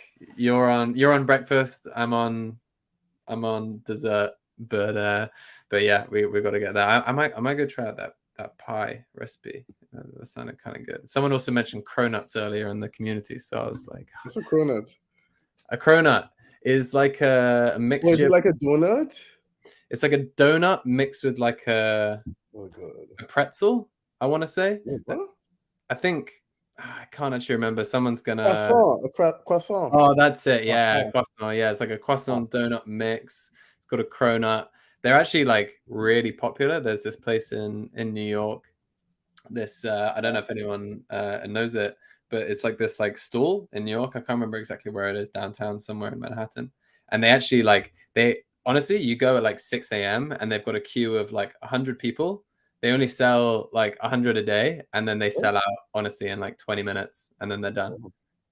They're really popular. So yeah, I would definitely recommend a cronut if you're in New York. Definitely go check them out. I think I'll pass. I did have bagels for the first time. I didn't know that was like a thing, like New York bagels. Like it's a whole thing with the cream cheese and the. Oh yeah. Well, you know what I haven't had in a while, Johns? You tell me. Is a waffle. We need to do definitions of what waffle is, some British slang, you know? Yeah. Sure. Some people have different definitions of waffles, man. So but I think there is probably only one real true waffle when it comes to us. Yeah, but I must admit, this presentation was definitely mouthwatering. I definitely am full after all these pictures today. Man, you're really biting me out. They're getting a bit lower quality now, I think. All right, everybody. So this has been our finals day. Eddie, you want to take us home? Yeah, definitely. Big shout out to Jeff there as well. I know that he can't join us today, but before we end, I just want to say, yeah, it was really cool to see what he built. And also, I think he was maybe one of the only solo hackers in the competition. So big kudos to you, Jeff, and wherever you are in the world right now. Hope you're having a good time. But yeah, just to close off the show, just to make a couple of reminders. First of all, a huge thank you. I think this whole tournament wouldn't really be possible without all of the people taking part. We had 73 projects in total, 61 in this global adoption track, which was just like crazy to see the amount of interest of people taking part. So thank you to everyone who did, not only the ones who took part today on finals day, but there were a lot of projects that took part. And I know how much hard work and dedication a lot of them put into building in public and building out these projects. And we hope that you guys had some fun along the way, but also, had a good experience. Maybe if this was your first time building on Bitcoin or Lightning as well, we hope you enjoyed it. We're also obviously here for feedback as well. So if you have some tips on how you think that we can kind of improve these tournaments and make the maker community a little bit more friendly and welcoming, that is what we are all about. Also, it kind of goes without saying that this global adoption track and also the grand prizes tomorrow wouldn't really be possible without the generosity of Folga Ventures. So again, to Oleg and the crew, thank you guys so much for the 2.5 Bitcoin that you guys are putting up. It's just really like a crazy amount of generosity. And I think, we can probably talk till the cows come home about this one, but, the reason that there is a lot of interest and stuff in here, I think, is because these things are needed. Like, we need to stimulate innovation and interest in the Bitcoin ecosystem. We need more projects coming in. And I'm just really grateful that everyone kind of came together, pulled together for this one and did it. But it wouldn't be possible without our sponsors. So thank you, Folga. And also to everyone else, we had, I'll run through the stats tomorrow, but I think we had something like 45 workshops in the last 8 weeks, including, Discord hangouts, mentorship sessions. We heard from the Atlanta folks earlier, the guys at Terminus. They held a bunch of workshops as well. We had organic meetups on the ground. Sorry, Pleb Lab, exactly. So I mean, they kind of kicked off the event, right, with their Pleb weekend. We had a couple of hackathons. I saw Christoph there was in the comments. Him and Mo helped basically run the design-a-thon with the Bitcoin design community, and just the amount of support that we've also had running this event over the last few weeks has just been really crazy. So thank you guys so much. We really appreciate it. Before I leave you guys, or we leave you guys, we will be back tomorrow, unfortunately, for some more waffling. We're going to be back at 4 p.m. UTC for the results ceremony. So tonight, all of the judges, they're going to get back together. They're going to do some scoring or rescoring of some of these projects. And we are going to announce the winners tomorrow. So I think at 4:15. My brain is fried now. But first, we're going to announce the Building for Africa track. So we'll do the first, second, third, and best design from that track first, which is going to be presented by Femi on the ground in Ghana. So similar to today, what we'll do is we'll join the live stream, we'll link them in, we'll let them announce their winners on their end, and then we'll come back here and we'll announce the winners from the global adoption track, and then we'll also do the grand prize, the legend, and the 2 runner-ups as well. Which is 2 Bitcoin between those 3 prizes alone, and then another 10K for each track. So just really huge. And I'm really looking forward to it. So we'll see you guys tomorrow at about 4 p.m. But I will definitely finalize that on our Twitter and in our Discord. So thank you guys again. And Johns, any last words before we leave? Oh, do you really want to send that over to me for last words? Definitely not. I mean, I was just wondering if you have one last pun or. I mean, you said something earlier there about singing their praises until the cows go home. I've never heard that before, but anyway, I guess we better move along. On that note,